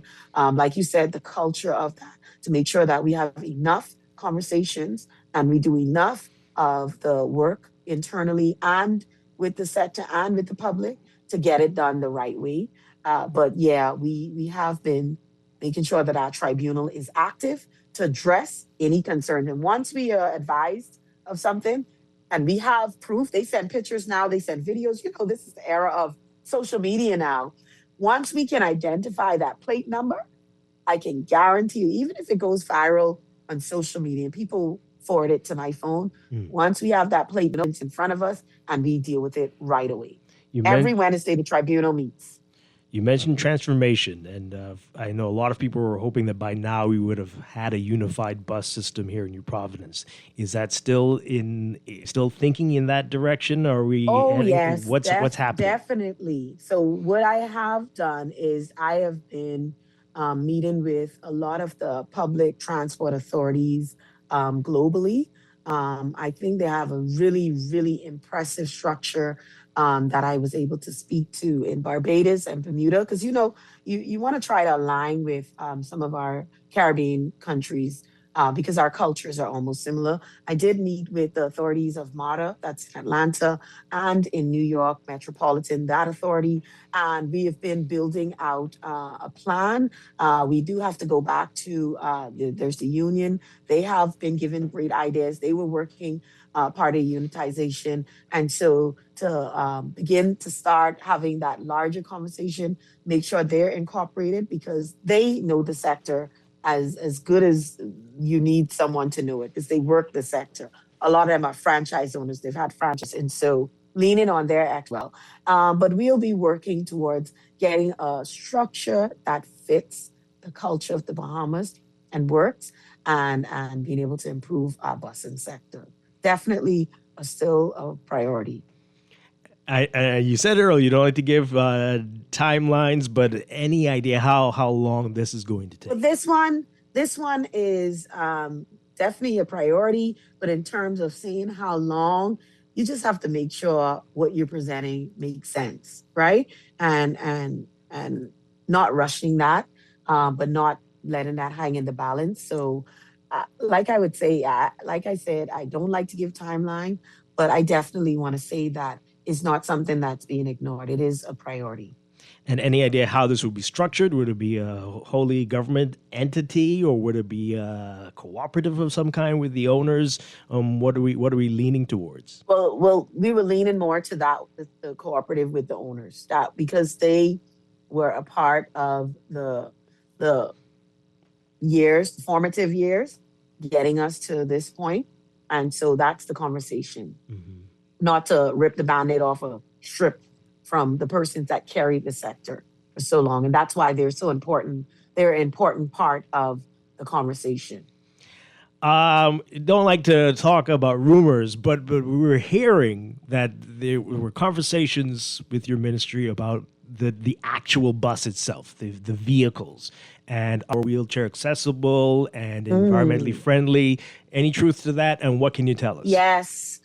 We have been looking at how do we advance that portion of it to make sure that we are responding to every sector of the society, but as well as being able to make them more hybrid or electric. And so sometimes those conversations take longer because now you realize it's now the Ministry of Energy and Transport. So Well, at we least have they're to be together. able At least to they're together.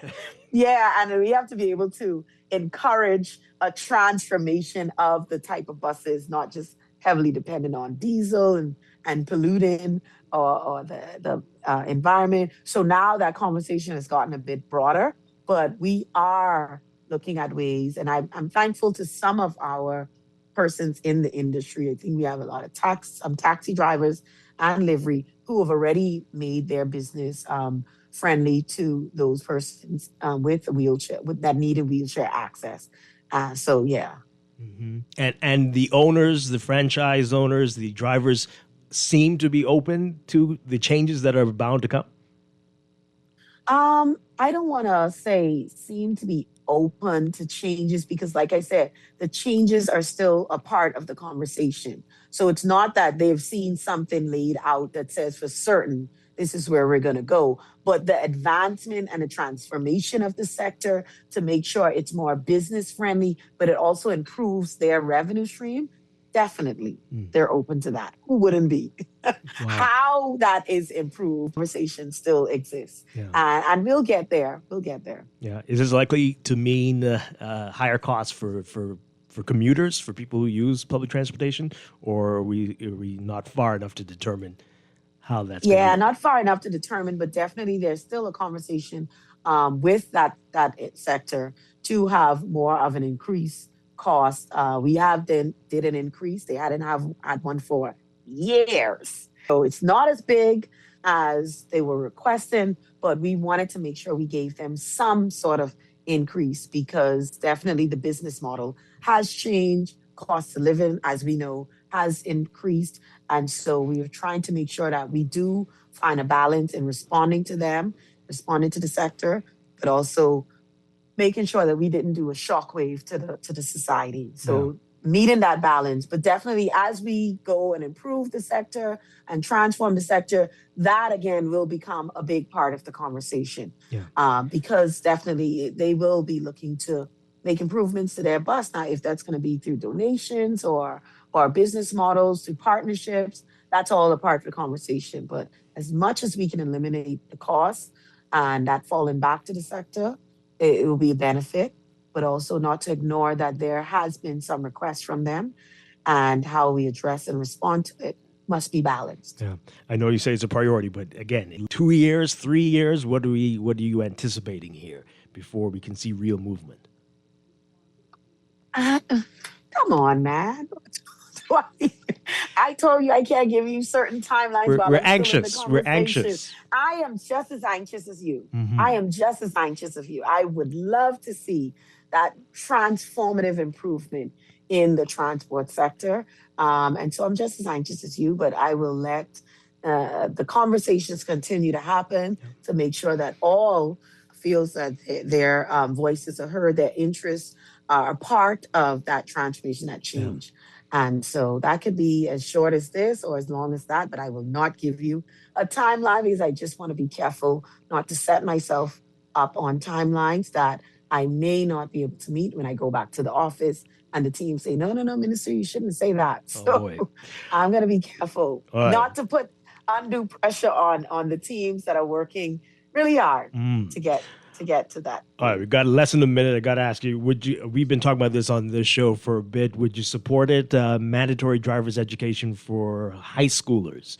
Do you think we're there? I mean, I think we need it. What do you say? That's great. Yeah. That's a great idea. That's really something need that it. we could advance. Yeah, like definitely. I'm saying, you shouldn't graduate unless you've done a couple courses.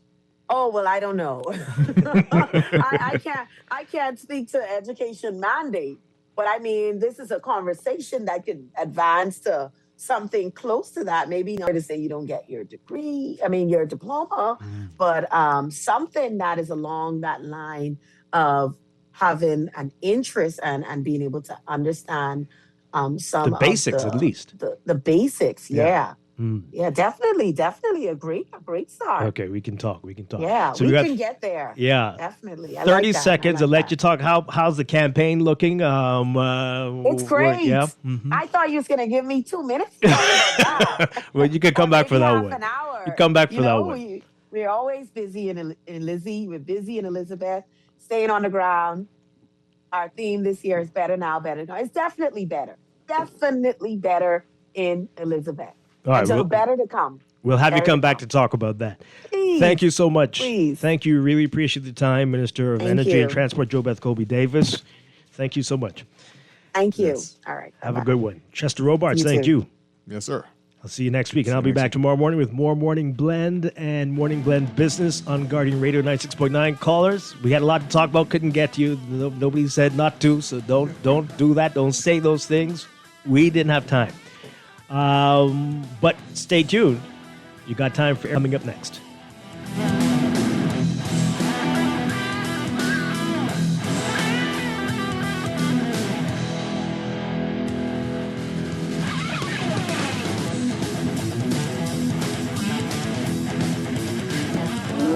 On Angie, how does it feel to have broken the bull riding world record? Sore, Sean. That bull was angry. Angie, I think that bull is headed towards your red convertible. I broke the world record and he broke my car. Oh well, at least I've got CG Comprehensive Motor to cover this. Get covered for collision, damage, and more. CG Atlantic Agents and Brokers. Good like that. All benefits are subject to policy provisions, including eligibility at the time of service. At CFAL, we understand that a secure future is the greatest gift you can give your employees. That's why our tailor-made group pension solutions are designed to fit the needs of both large and small companies. With CFAL, you can provide the retirement you and your employees deserve, ensuring peace of mind and financial stability for years to come. Join the many businesses that have already a pension plan for their employees, and let us help you build a brighter future for your team. Visit us at cfal.com to get started on building wealth so you can live well. CFAL, growing wealth for future generations. Screws and Fasteners World, Balfour Avenue and Palm Beach Street, has those hard-to-find fasteners for you right now. You can find stainless steel regular hex, carriage bolts, galvanized bolts, threaded rods, nails, self-tap screws, sex bolts, anchor bolts, turnbuckles, masonry tools, hand tools, and weed whacker strings. Check out the rope selection and car body fasteners, too. Special orders are welcome. It's your #1 fastener store. Screws and Fasteners World, Balfour Avenue and Palm Beach Streets. Call 326-1976. Put more money back in your pocket with the Fidelity Debt Consolidation Loan. Why pay more when you can pay less? Reduce your monthly debt payments down to one low, easy payment. Apply for a Fidelity Debt Consolidation Loan today. Call 356-7764. Fidel, we're good for you.